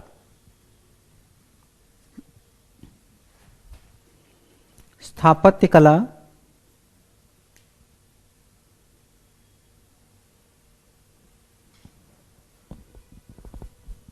ऑब्लिक वास्तुकला, डैश करके लिखना इस काल में स्थापत्य कला का विकास नहीं हुआ था। इस काल में स्थापत्य कला का विकास नहीं हुआ था। मानव गुफाओं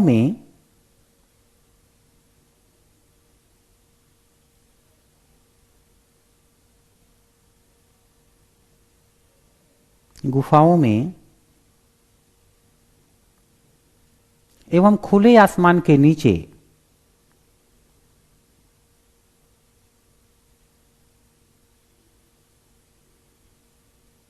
रहता था।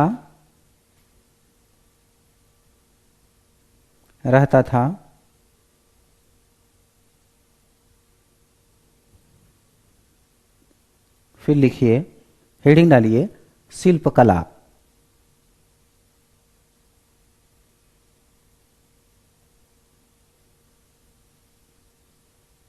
और इसमें लिखिए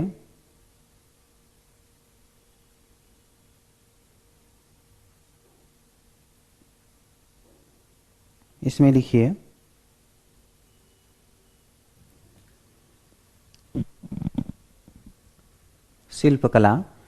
लिखिए प्रयागराज से मां त्रिदेवी की मूर्ति प्राप्त हुई।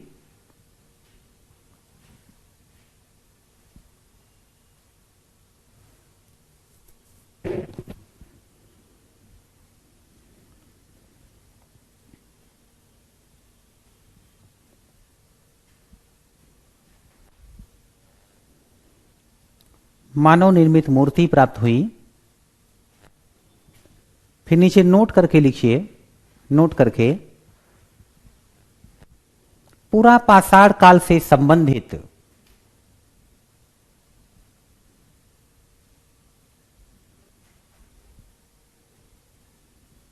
कुछ औजार प्राप्त हुए।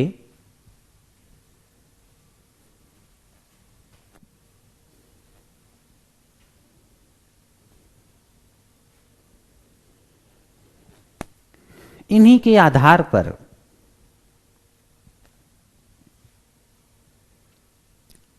भारत में विभिन्न संस्कृतियों की पहचान हुई। इन्हीं के आधार पर भारत में विभिन्न संस्कृतियों की पहचान हुई।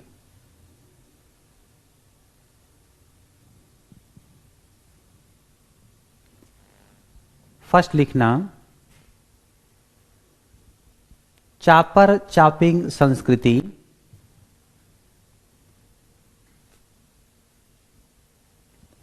ऑब्लिक सोहन संस्कृति, ऑब्लिक सोहन संस्कृति।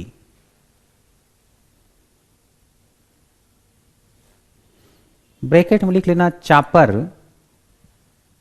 औजार था।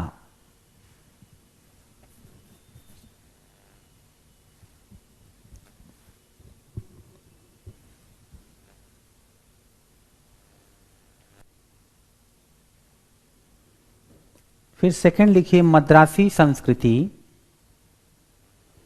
मद्रासी संस्कृति ऑब्लिक हस्त कुठार संस्कृति,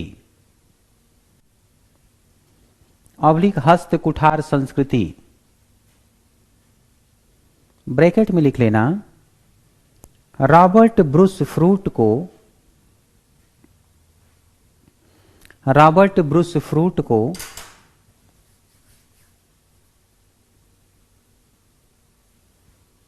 मद्रास से हस्त कुठार, मद्रास से हस्त कुठार प्राप्त हुआ था।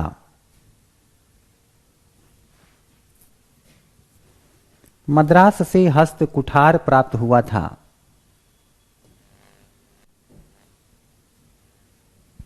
फिर लिखिए थर्ड पॉइंट चित्रकला।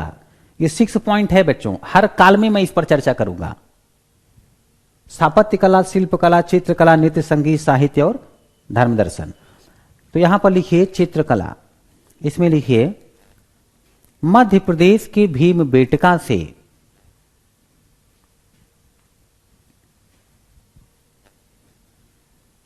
इस काल से संबंधित चित्र प्राप्त हुए हैं। इस काल से संबंधित चित्र प्राप्त हुए हैं।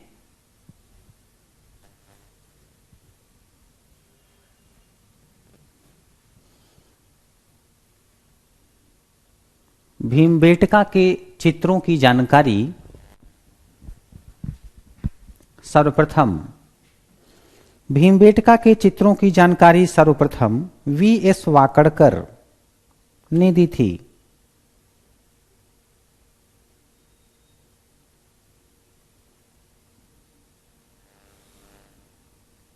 वी.एस. वाकड़कर ने दी थी।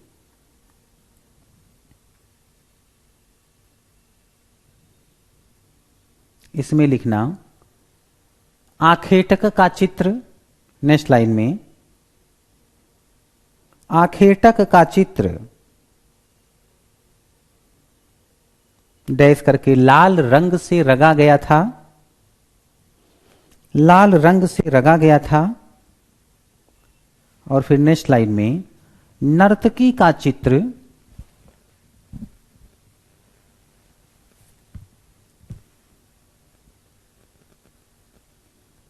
हरे रंग से रंगा गया था। नर्तकी का चित्र हरे रंग से रंगा गया था। फोर्थ पॉइंट लिखिए। फोर्थ पॉइंट नृत्य संगीत,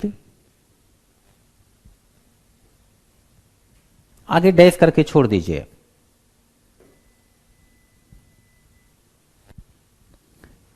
फिफ्थ पॉइंट साहित्य, डैश करके छोड़ दीजिए। आपको समझना होगा ना किस काल में यह अनुपस्थित था, किस काल में उपस्थित था और किस काल में इन सबकी क्या विशेषता थी। नेक्स्ट लाइन में लिखिए धर्म दर्शन।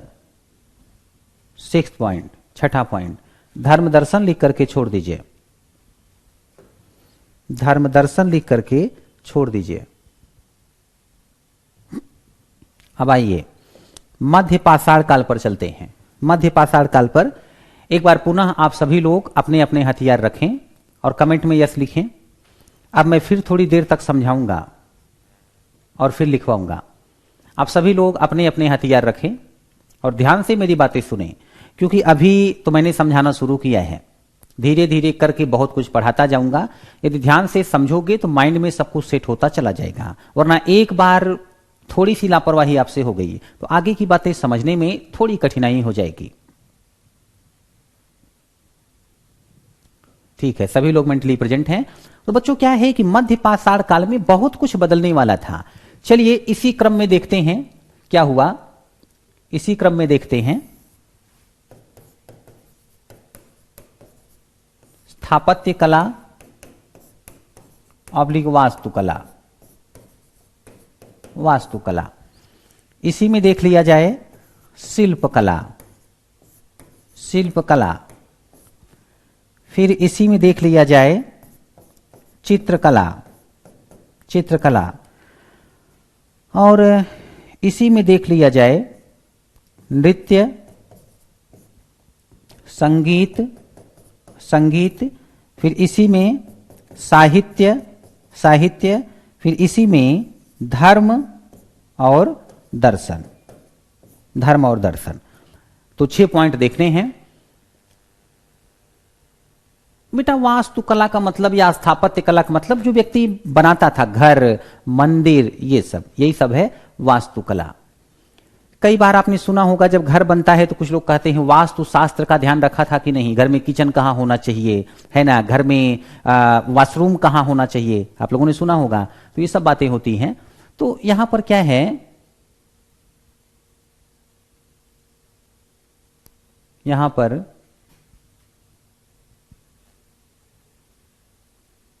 छोटू लिख रहे हैं सर हिस्ट्री में मेरा इंटरेस्ट नहीं था बट आपसे पढ़कर इंटरेस्ट बढ़ गया। थैंक यू बेटा। रोमा लिख रही सर वो सब का नहीं लिखवाइएगा क्या बेटा, मैं समझा नहीं।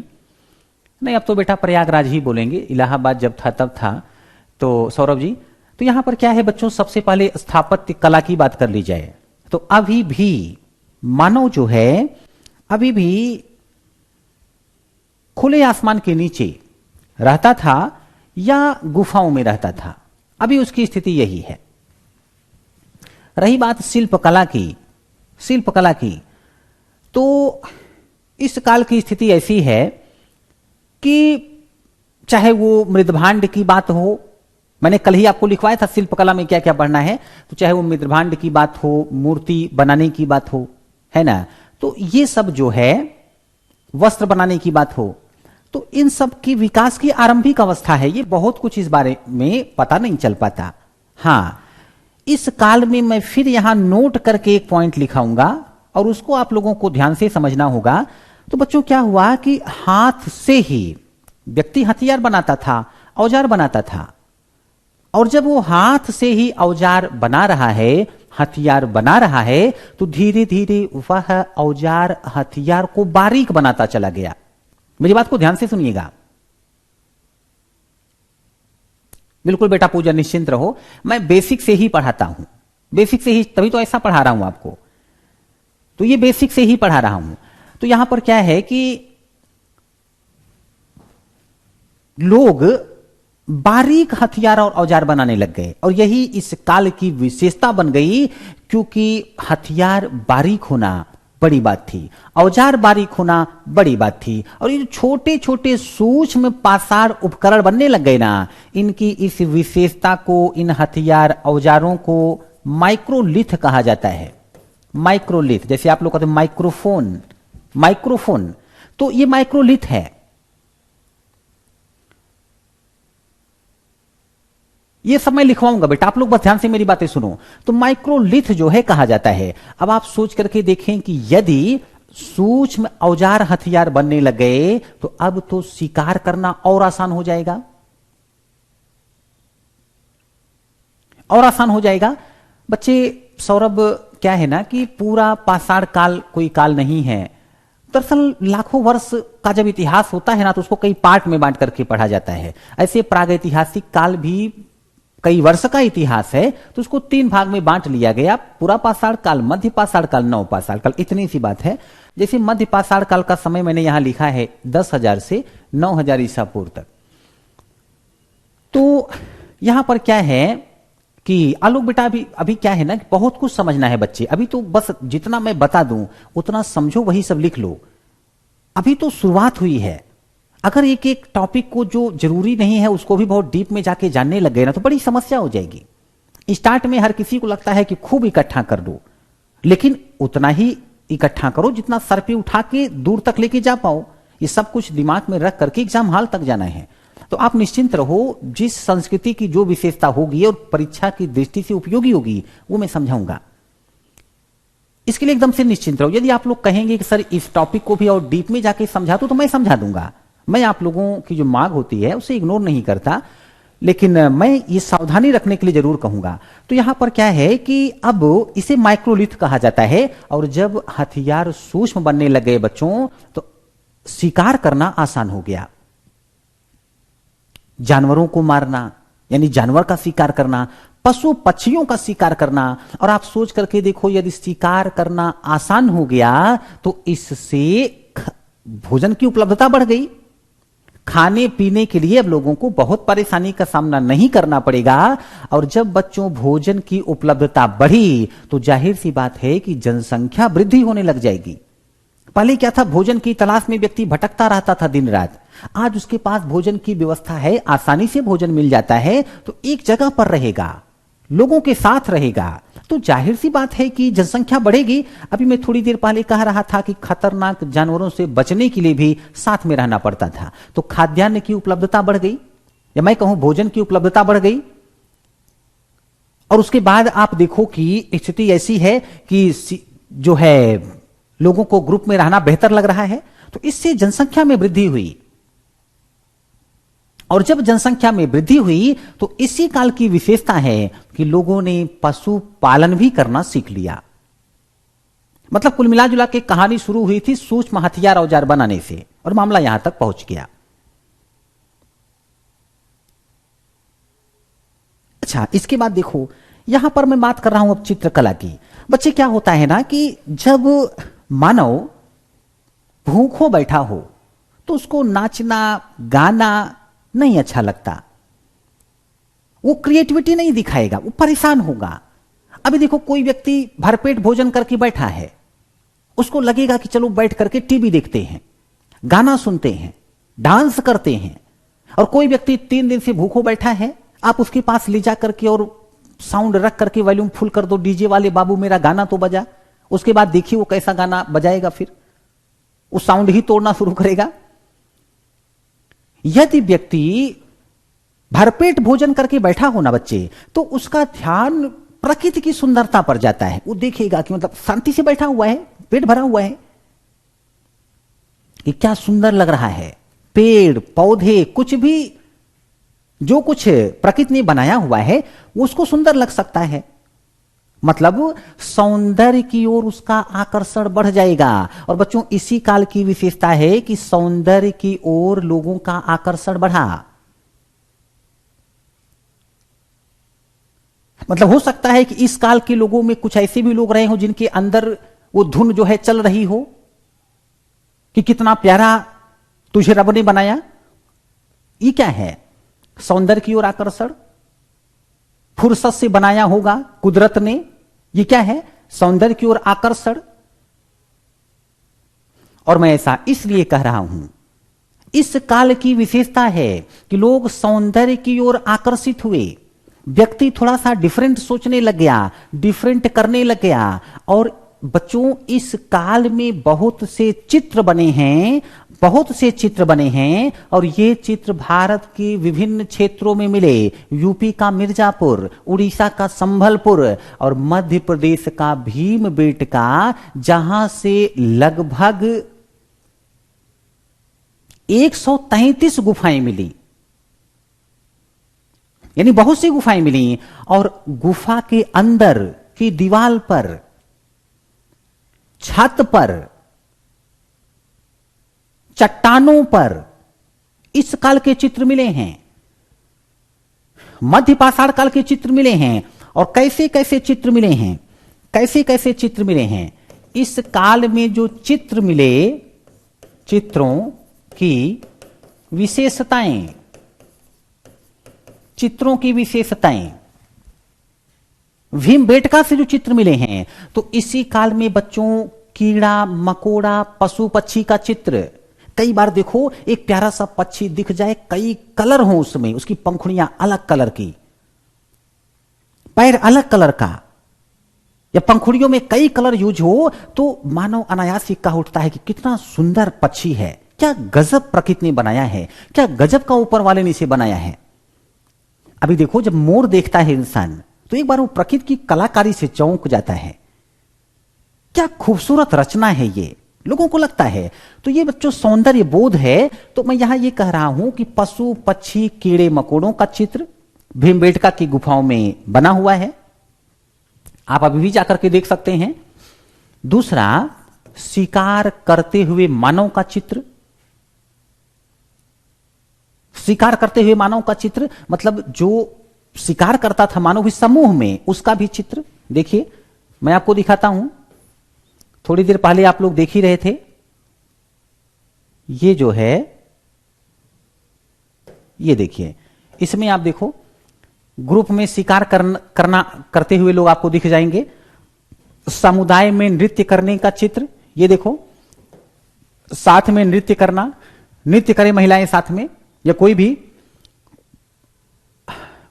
मीना बेटा, वैसे डाउट मुझसे लास्ट में पूछना, बट कुछ खनिज होते थे, कुछ ऐसे खनिज उपलब्ध थे जो अलग अलग कलर के थे, उसी से वो कलर करते थे। ये रासायनिक कलर उनके पास नहीं था जो आज की डेट में होता है। तो यहां पर क्या है कि, अच्छा, इसके अलावा बच्चों कुछ चित्र ऐसे भी हैं जो पूरे नहीं बने हुए हैं, कुछ चित्र ऐसे भी हैं जो पूरे नहीं बने हैं, आधे बने हुए, ऐसे लगता है जैसे संकेत देने का प्रयास किया जा रहा हो। तो माना यह जाता है कि ये जो चित्र हैं ये लिपि है, वो कुछ लिखने का प्रयास कर रहे थे, लोगों को कुछ संकेत देने का प्रयास कर रहे थे। कुछ लोगों का ऐसा भी अनुमान है और कुछ लोगों का यह अनुमान है कि इन चित्रों का अनुष्ठानिक महत्व है, जो चित्र पूरे नहीं बने हैं। बच्चों क्या होता है, देखो पता नहीं आप लोगों ने ये सब किया है कि नहीं किया है। मुझे याद है बचपन में,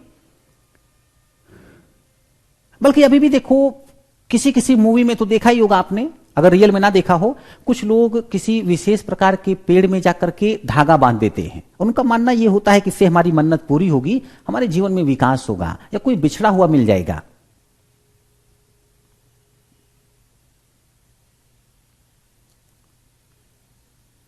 तो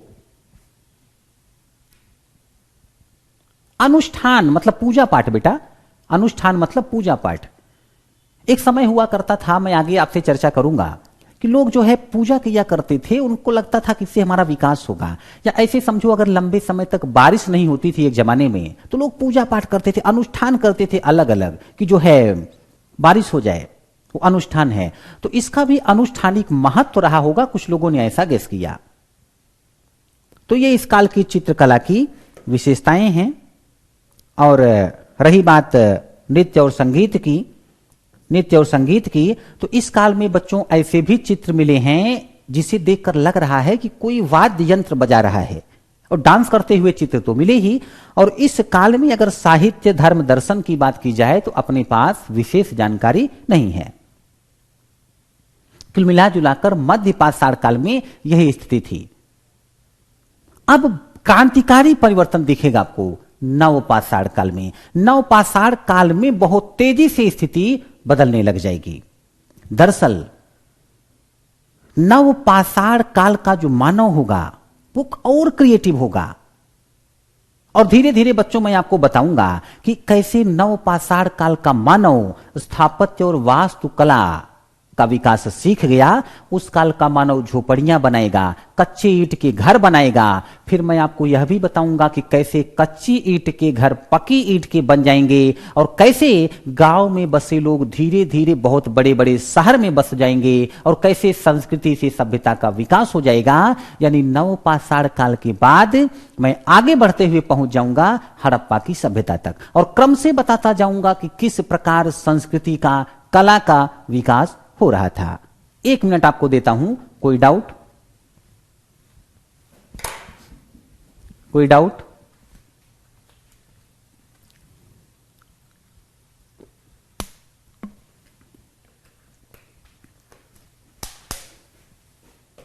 एनी प्रॉब्लम?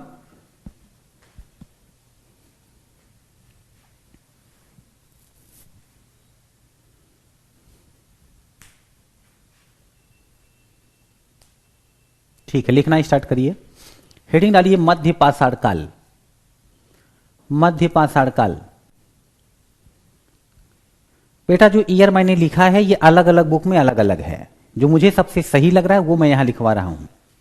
तो 10,000 ईसा पूर्व से बिल्कुल अमित जी पढ़ाऊंगा बेटा। इसके लिए तमाम विधियां हैं, जैसे आपने पढ़ा होगा C14 तो पद्धति।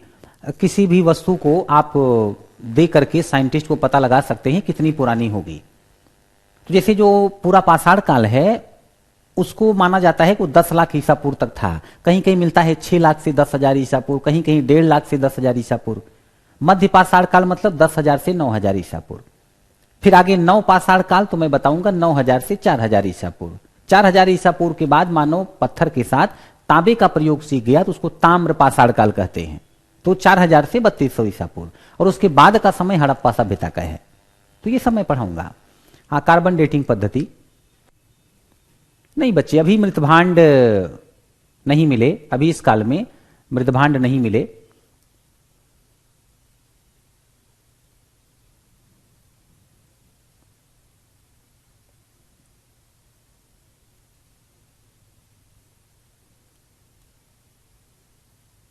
बेटा मानव की क्रिएटिविटी है, वो क्या सोच के बनाया इस बारे में उसने कुछ लिखा नहीं। इस काल की कोई बुक तो मिली नहीं। बट जो कुछ मिला उस आधार पे बस अनुमान लगाया जा सकता है। ईयर अभी बहुत ज्यादा महत्वपूर्ण नहीं है, इसलिए नहीं लिखवा रहा, जहां जरूरत पड़ेगी वहां लिखवाऊंगा।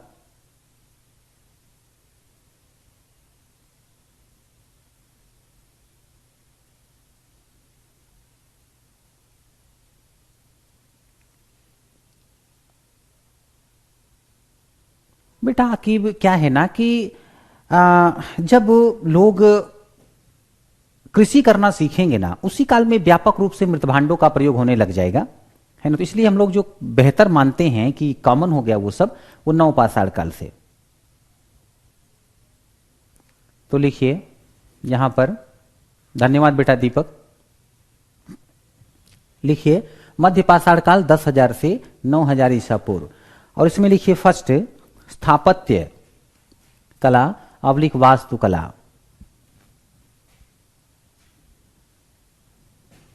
स्थापत्य कला अवलिक वास्तुकला।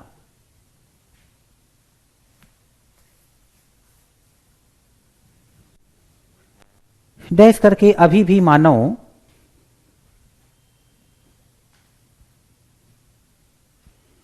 गुफाओं में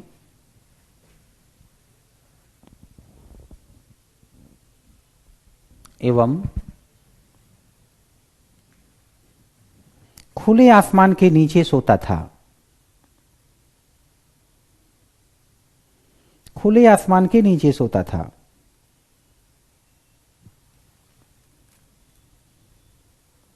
फिर लिखिए शिल्पकला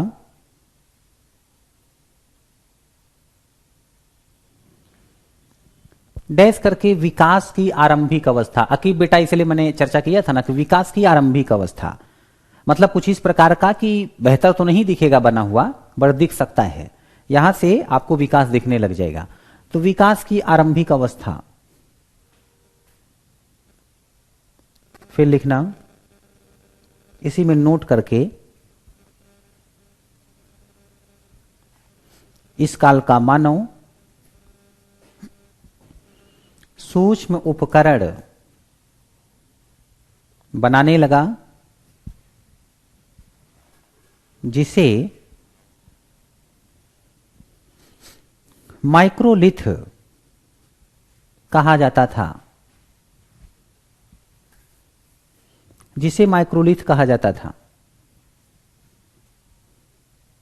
सूक्ष्म पाषाण उपकरणों की उपलब्धता से, सूक्ष्म पाषाण उपकरणों की उपलब्धता से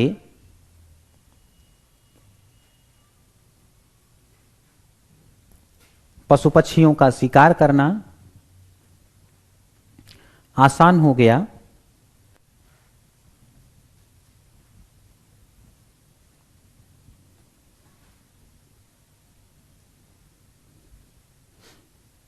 जिससे भोजन की उपलब्धता बढ़ी। सूक्ष्म पाषाण उपकरणों के प्रयोग से पशु पक्षियों का शिकार करना आसान हो गया, जिससे भोजन की उपलब्धता बढ़ी।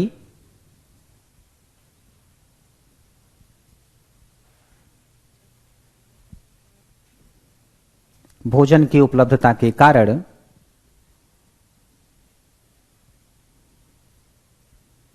इस काल में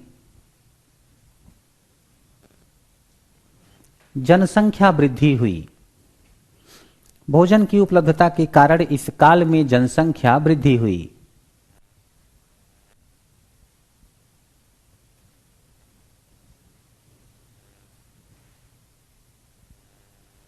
और फिर लिखिए,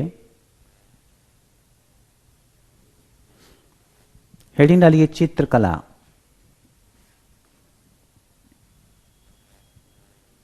इसमें लिखिए इस काल के मानव में,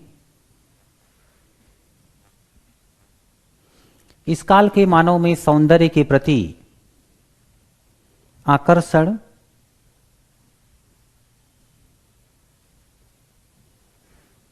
दिखलाई पड़ता है।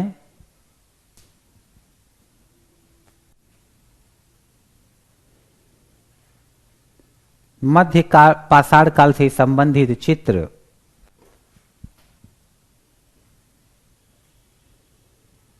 भारत के मध्य पाषाण काल से संबंधित चित्र भारत के विभिन्न क्षेत्रों से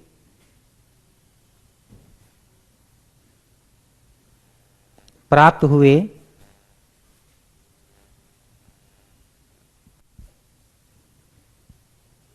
ये चित्र गुफा की दीवारों पर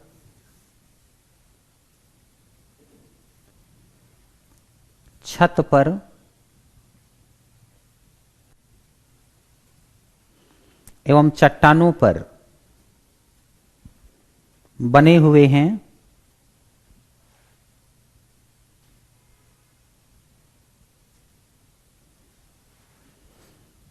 मिर्जापुर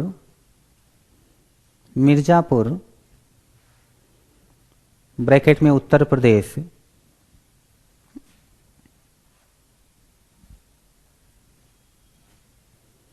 संभल ब्रैकेट में उड़ीसा, संभल ब्रैकेट में उड़ीसा एवं भीमबेटका से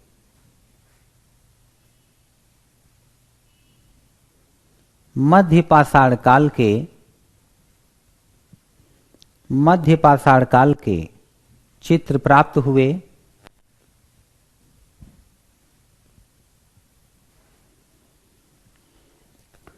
मध्य पाषाण काल के चित्र प्राप्त हुए।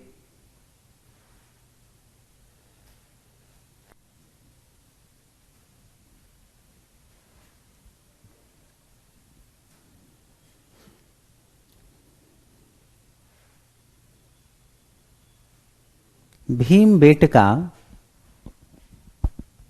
की लगभग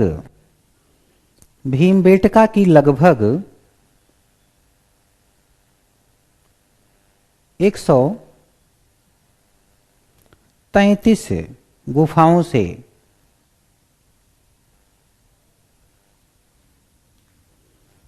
मध्य पाषाण काल के चित्र प्राप्त हुए। भीमबेटका की लगभग 133 गुफाओं से मध्य पाषाण काल के चित्र प्राप्त हुए।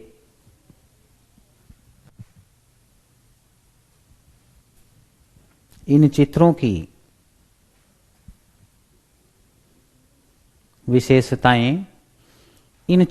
विशेषताएं निम्नलिखित हैं। डैश करके लिखिए। नेक्स्ट लाइन में फर्स्ट पॉइंट, कीड़े मकोड़े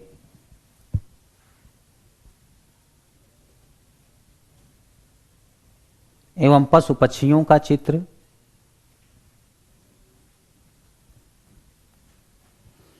कीड़े मकोड़े एवं पशु पक्षियों का चित्र। नेक्स्ट पॉइंट,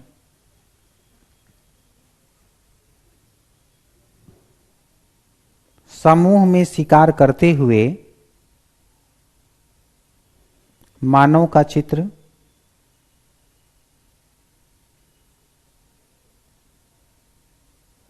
फिर लिखिए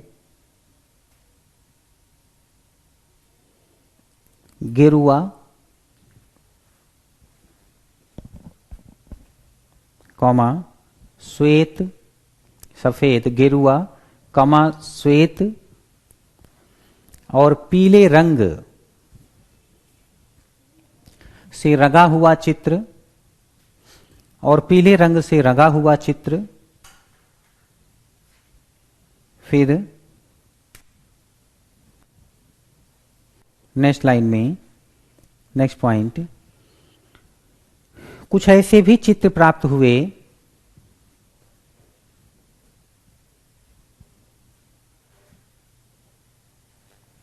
जो पूर्ण नहीं हैं।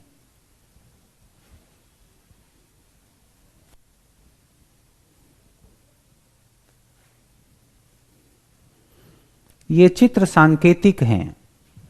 ये चित्र सांकेतिक हैं।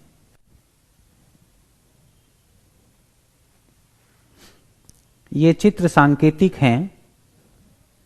अतः कुछ विद्वानों का अनुमान था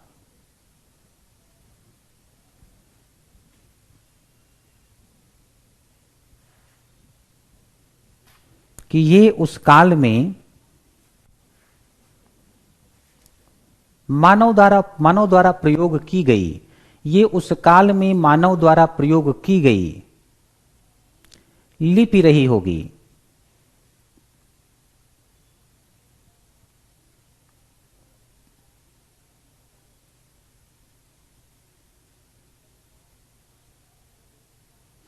नेक्स्ट पॉइंट, एक मान्यता के अनुसार इन चित्रों का अनुष्ठानिक या अपूर्ण चित्रों का अनुष्ठानिक महत्व था।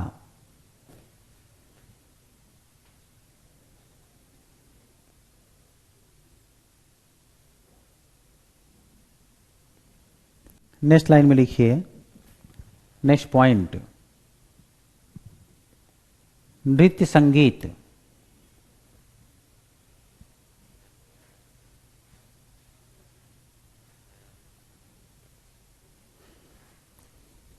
वाद्य यंत्र बजाने एवं नाचने का भी, या नृत्य का, वाद्य यंत्र बजाने एवं नृत्य का भी चित्र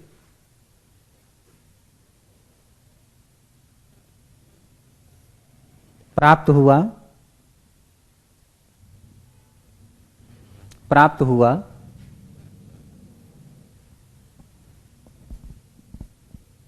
और फिर लिखना नेक्स्ट पॉइंट, साहित्य लिख करके छोड़ दीजिए, साहित्य लिख करके डैश करके छोड़ दीजिए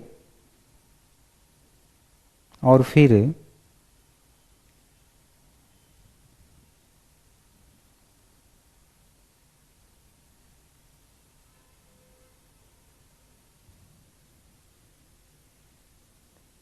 धर्म दर्शन लिख करके छोड़ दीजिए।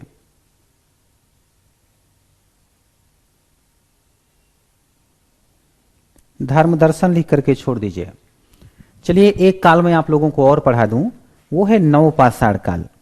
ये है बच्चों नवपाषाण काल, और नवपाषाण काल का जो समय है, नवपाषाण काल, इसका समय है 9000 ईसा पूर्व से 9000 ईसा पूर्व से ये 4000 ईसा पूर्व तक। जैसा कि आप देख पा रहे हैं, मानव निरंतर विकास करता जा रहा था। बच्चों हुआ क्या कि जब मानव पशुपालन सीख गया, तो जैसे कि अभी तक वो जंगल में रहता था, तो जंगल में मानव भी रह रहा था और उसके साथ जो है, उसके साथ पशु भी रह रहे थे, उसके साथ पशु भी रह रहे थे। तो जाहिर सी बात है कि अब पशु को यदि मानव ने पाल के रखा है तो पशु के भोजन का प्रबंध उसे करना पड़ेगा। अब ये सब देखो आज भी होता है, मैंने कहा ना संस्कृति में निरंतरता है। क्या आज पशुपालन नहीं होता? होता है, अभी भी होता है। क्या आज भी पशुओं के लिए ऐसी अनुकूल दशाएं नहीं पैदा की जाती कि उनमें वृद्धि हो? तो ऐसा होता है। तो यहां पर क्या है कि अब यदि मानव, ये पशु को प्यास लगती है, मानव को प्यास लगती थी तो वो नदी के किनारे जाता।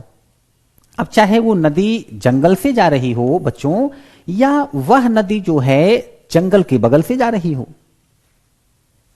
वो नदी के किनारे जाता। अब पहले क्या था कि मानव नदी के किनारे जा करके पानी पीता था। अभी उसने पशु को बांध रखा है अपने पास, तो पशुओं को भी पानी पिलाएगा और वह पशु लेके जाएगा नदी में उनको पानी पिलाने। आप लोगों ने यह भी सुना होगा कि पशु चराए भी जाते थे, यहां तक कि हिंदुओं में भगवान कृष्ण की जब बात होती है तो वो जो है पशु चराते थे, यमुना नदी के किनारे जाते थे, यमुना में स्वयं पानी पीते, पशु भी पानी पीते। एक बार जो है एक सांप था यमुना नदी में, उसने पानी को जहरीला बना दिया था, तो इससे लोगों को समस्या होने लग गई। फिर भगवान कृष्ण ने उस सांप को मारा। तो मैं ये कहना चाहता हूं कि ऐसे में आप सोचो कि यदि मानव नदी के किनारे जाता है, वो पानी पीता है, अभी वो पशुओं को भी लेके जाने लग गया, तो हुआ क्या कि पशु जो है, अजय लिख रहे हैं वीडियो रुक रहा है, क्या सभी को समस्या आ रही है? एक बार क्लियर करें, क्या आप लोग मुझे सुन पा रहे हैं? क्या आप सभी मुझे सुन पा रहे हैं?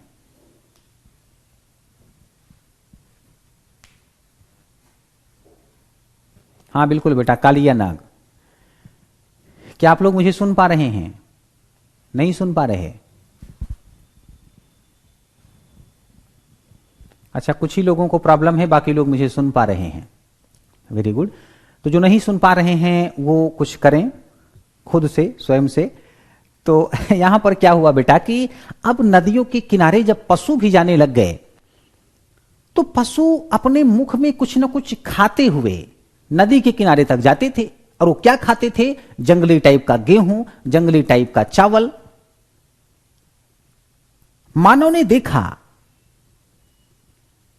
कि अब नदियों के किनारे जो है,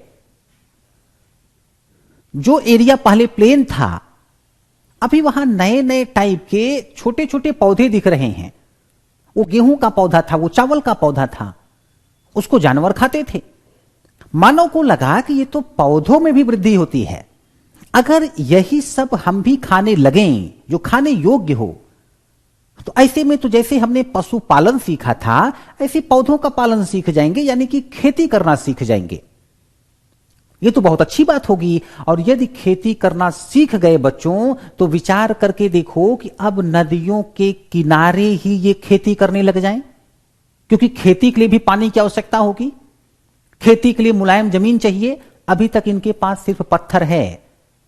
अब पत्थर से ये घने जंगल तो नहीं काट सकते, मोटे मोटे पेड़ तो काट नहीं सकते, लेकिन पत्थर का प्रयोग ये मुलायम मिट्टियों में खेती करने के लिए कर सकते हैं। अब पानी की जहां उपलब्धता हो, उपजाऊ जमीन हो, वहां पर ये खेती करेंगे। और ये नदी के बगल का है, नदी के बगल का एरिया है। और सोचो यदि नदी के किनारे मानव खेती कर रहा है, वहीं पर रहना शुरू कर दे, वहीं पर पशुपालन भी शुरू कर दे, तो आपको नहीं लगता है कि बहुत कुछ उसके जीवन में आसान हो जाएगा? इसीलिए मानव खेती करना तो सीख ही गया था, इस काल में यह नदियों के किनारे रहने लगा। और अब मानव नदियों के किनारे गांव बसा लिया। और ऐसे गांव को सुरक्षित रखना सब लोगों के लिए आसान था, क्योंकि लोग मिलजुल कर कार्य करते। अगर जंगल से निकल करके मानव बस्ती की तरफ कोई शेर निकला तो उसे मारा जा सकता था घेर करके, धनुष तीर लेकर के, भाला लेकर के, बहुत कुछ किया जा सकता था। तो बच्चों अब क्या है कि नव पाषाण काल की यदि मैं बात करूं, तो इस काल में स्थापत्य कला या वास्तुकला का विकास होने लग गया। इसी काल में बच्चों गांव बसे, घर बने, कच्ची ईंटों के घर, झोपड़ियां, तो वास्तुकला का इस काल में बच्चों विकास होने लगा। यदि मैं बात करूं इस काल की शिल्पकला, इस काल की शिल्पकला की बात करूं तो बताने की आवश्यकता नहीं है कि यदि ये खेती कर रहे हैं तो जो अन्न है, राशन है, उसको रखने के लिए बर्तन की आवश्यकता होगी। अब अगर खेती हुई है तो ये लोग भोजन पकाएंगे फिर खाएंगे, तो ये सब होना आम बात हो गई। अब ये व्यापक स्तर पर मृत भांडों का प्रयोग करने लगे थे और धीरे धीरे चाक का प्रयोग यानी मिट्टी का बर्तन बनाना, बहुत कुछ ऐसा करना व्यापक रूप से शुरू हो जाएगा। कृषि होने से और खाद्यान्नों की उपलब्धता से बच्चों समझ लो एक प्रकार की क्रांति आ गई, एक प्रकार की क्रांति आ गई। और पहिए के आविष्कार से आप देखना कि उन्हीं पहियों का प्रयोग करके, जानवरों का प्रयोग करके धीरे धीरे बैलगाड़ी वगैरह बनेगी और उस बैलगाड़ी पर वस्तुएं रख करके या अन्य तरीकों से ये लोग कृषि करेंगे, वस्तुओं का उत्पादन करेंगे और उसको दूर दूर तक ले जा करके वस्तु विनिमय करके या अन्य तरीकों से व्यापार करना शुरू कर देंगे। मैं अभी संकेत दे रहा हूं, बहुत विस्तार से आगे बताने वाला हूं। और व्यापार से इतना लाभ प्राप्त होगा इन लोगों को कि दूर दूर तक जा करके व्यापार कर करके लाभ प्राप्त करके नदियों के किनारे ये बसे लोग इतने डेवलप हो गए कि ये कच्ची ईंट के घरों से पक्की ईंट के घर में आ गए, 2 स्टोरी बिल्डिंग बनने लग गई, स्विमिंग पूल, शॉपिंग कॉम्प्लेक्स, ऐसे ऐसे घर, ऐसा शहर और जल निकास का इतना उत्तम प्रबंध है कि आज तक ऐसा प्रबंध जल्दी देखने को भारत में नहीं मिलता। जी हां, मैं हड़प्पा सभ्यता की बात कर रहा हूं, जो आने वाले समय में मैं पढ़ाने वाला हूं। आज भी दिल्ली में बारिश हो जाए तो आधे घंटे 1 घंटे की बारिश के बाद लगता है कि रोड पर नाव चलवानी पड़ेगी। पर हड़प्पा सभ्यता के समय में गजब के जल निकास की व्यवस्था थी, गजब की व्यवस्था थी। मैं अभी बेटा संकेत दे रहा हूं कि आप किधर बढ़ने वाले हैं। नदियों के किनारे यहां मानव बसने लग गया, शिल्प कला का विकास होने लग गया, मृदभांड वगैरह बनाए जाने लग गए, ये सब होने लग गया। रही बात चित्रकला की, तो चित्रकला जैसा कि आप जानते हैं इसका तो विकास होगा ही, बहुत विस्तार से यहां नहीं जानना है। नृत्य और संगीत की अगर बात की जाए, नृत्य और संगीत की, अच्छा बच्चे एक बात और, शिल्प कला के अंतर्गत ही वस्त्र निर्माण आता है। चमड़े का वस्त्र बनाना लोग शुरू कर चुके थे, व्यापक तौर पर इस काल में यह सब मिलता है ना। तो यहां पर क्या है कि नृत्य संगीत, उसके बाद साहित्य, धर्म दर्शन,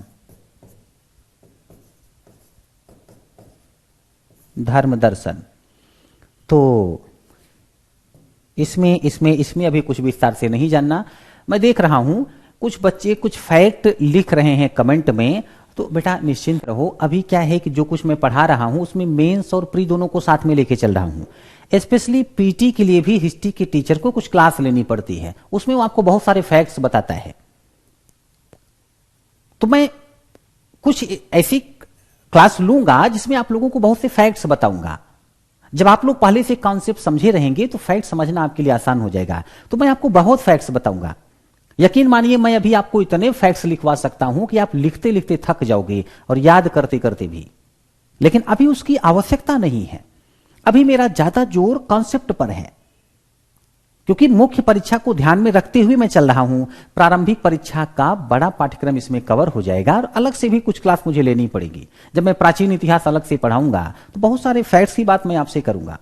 उस समय तो बहुत सारे प्लेस की बात होगी, जैसे मध्य पाषाण काल में जो है ये भीमबेटका हुआ, ये आदमगढ़ हो गया, बागोर हो गया, सराय नाहर राय महदहा दमदमा हो गया, बहुत कुछ ऐसा मैं बोलूंगा। इस बैच में हमें ऑप्शनल भी मिलेगा सर। बेटा ऑप्शनल के लिए अलग से बैच आ रही है 19 जनवरी से, शाम को 6:30 बजे से बैच स्टार्ट हो रही है। और वो जो बैच है आप लोगों के लिए बहुत बेनिफिशियल होने वाला है। आप जानते हैं ऑप्शनल के लिए 40 से 50 हजार फी रखी जाती है नॉर्मली, लेकिन कैरियर विल हमेशा बहुत ही कम फी में स्टूडेंट्स को उच्च गुणवत्ता युक्त कोर्स उपलब्ध कराता है, बेहतरीन टीचर्स उपलब्ध कराता है। तो बहुत ही कम फी रखी गई है। कोर्स की फी जो है वो ऑप्शनल, अभी जो हिस्ट्री ऑप्शनल आ रहा है उसकी फी लगभग 18,000 है, लेकिन स्टार्टिंग में कुछ दिन तक जो लोग एडमिशन ले लेंगे उनके लिए फी मात्र 13,000 है। और इतने कम फी में मैं आपको बताऊं ऑप्शनल कहीं भी उपलब्ध नहीं होगा। 40 से 50 हजार रुपए लोग लेते हैं। तो ये आप लोगों के लिए बहुत बेहतर है। जो लोग हिस्ट्री ऑप्शनल लेना चाहें वो इसका लाभ उठा सकते हैं। बेटा ऑप्शनल के अलावा ये करना पड़ेगा। आप लोग मुझे लगता है सिलेबस नहीं देखे हुए हैं। पाठ्यक्रम क्या है आपका? मेंस में क्या है? 2 पेपर होता है हिंदी और इंग्लिश का लैंग्वेज चेक करने के लिए, वो तो आप ऐसे ही कर ले जाओगे। एक पेपर एसे का होता है, वो सभी विषय पढ़ते हो तो आपकी समझ बढ़ जाएगी तो उसे कर लोगे। बाकी क्या होता है 250-250 नंबर का 4 पेपर होता है जीएस का। अभी आप जो पढ़ रहे हो वही पढ़ रहे हो। फिर 2 पेपर 250-250 नंबर का ऑप्शनल का होता है 500 नंबर का, उसके लिए आपको अलग से पढ़ना पड़ता है। उसमें सिर्फ एक टीचर एक सब्जेक्ट पढ़ाता है और बहुत डिटेल में जाकर के। तो ये होता है। नहीं बेटा 2 घंटे की क्लास होगी, 6:30 से 8:30, 6:30 PM to 8:30 PM, वो मिस प्रिंट है वहां पर। अमित लिख रहे हैं हमें हिस्ट्री ऑप्शनल आपसे करना है। बिल्कुल बेटा स्वागत है आपका, आप वो बैच ज्वाइन कर लेना और वहां पर मुलाकात होगी आप लोगों से। सर जी इनकम्प्लीट डायग्राम बनाने का अनुष्ठानिक इंपॉर्टेंस वाला पॉइंट एक बार समझा दीजिए। मतलब ये था बच्चों की वो सब बना करके ऐसा लगता था जैसे वो लोग जो है कोई अनुष्ठान कर रहे हैं, उनको शिकार ज्यादा मिल जाएगा और भी तमाम चीजें, ऐसा हो सकता है। लोगों का गेस है इस मामले में। इसके बाद कब आएगा ऑप्शनल हिस्ट्री का बैच? फिर बेटा समय लगेगा जय जी। हिस्ट्री ही ऑप्शनल आएगा और नहीं, और भी आएगा बेटा। हिस्ट्री ऑप्शनल स्टार्ट होने जा रहा है, next month geography optional start हो जाएगा। इसी तरीके से इंग्लिश मीडियम में तो करियरविल आईएएस के इस प्लेटफॉर्म से ऑप्शनल बैच स्टार्ट की जा चुकी थी। हिंदी मीडियम में भी नहीं स्टार्ट हुई थी, वो 19 जनवरी से स्टार्ट होने चल रही है। हाँ बिल्कुल बेटा सचिन, 13,000 रुपए ही फीस है। इतनी फीस है कि जल्दी लोगों को विश्वास ही नहीं हुआ कि कई लोग ऐसे होते हैं ना बच्चों, यदि उनसे एक भारी भरकम फी ले ली जाए तो उनको लगता है कि नहीं इसमें बहुत अच्छा पढ़ाया जाएगा, और ऐसे लोग ठगे जाते हैं। देश का एकमात्र ऐसा प्लेटफॉर्म है करियरविल जो बहुत ही कम फी में बहुत बेहतर टीचर्स ला करके आपको कोर्स उपलब्ध कराता है। बस ये समझ लो कि शिक्षा जगत में क्रांति लाने का उद्देश्य है राकेश सर का, मुझे ऐसा लगता है। तो कई लोगों को तो विश्वास ही नहीं होगा, जबकि मैं बताऊं जितनी फी लेकर के ऑप्शनल आपको यहां पढ़ा दिया जाएगा, किसी के भी ऑप्शनल के नोट से आप मैच करा लेना, उससे कहीं ज्यादा ना आपको पढ़ने को मिले तो बताना। तो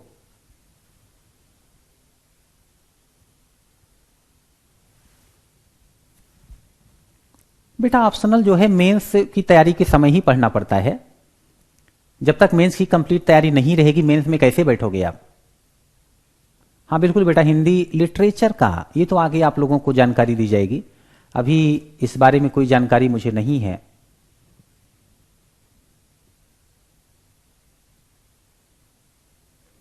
दीपिका बेटा कुछ क्लास लेकर के देखो हिस्ट्री की, अगर लगता है कि अच्छे से आप समझ पा रहे हो, अच्छा लिख सकते हो हिस्ट्री में, तो आप ऑप्शनल ले सकते हो।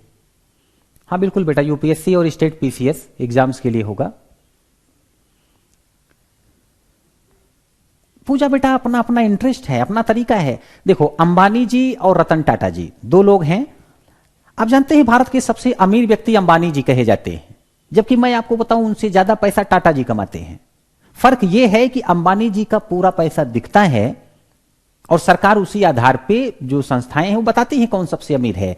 टाटा जी अपनी इनकम का ज्यादातर पैसा दान कर देते हैं। तो जो आंकड़ा होता है उनकी आय का दान करने के बाद, उस हिसाब से वो सबसे अमीर व्यक्ति नहीं दिखते, वरना सबसे अमीर व्यक्ति आपको रतन टाटा दिखते भारत में। तो बस ये समझो कि यहां पर जो इच्छा है डायरेक्टर की वो ये है कि नहीं हम ज्यादा फी नहीं लेंगे। भावना नहीं होती एक परोपकार की, लोगों का सहयोग करने की, कुछ अलग करने की, इतनी सी बात है। आप लोग जानते हैं इस प्लेटफॉर्म पर जो टीचर्स हैं, यही टीचर्स जो जब अदर प्लेटफॉर्म पर पढ़ाते हैं, वहां की फी देख लो आप और यहां की फी देख लो, जमीन आसमान का अंतर है।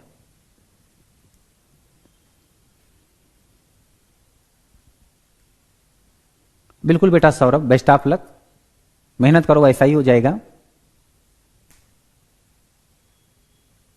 हाँ बिल्कुल आंसू जी, यही मैं कह रहा था। नहीं बेटा, उसके बाद कुछ और पढ़ने की आवश्यकता नहीं पड़ेगी। रोहित बेटा इस बारे में जानकारी नहीं है मुझे।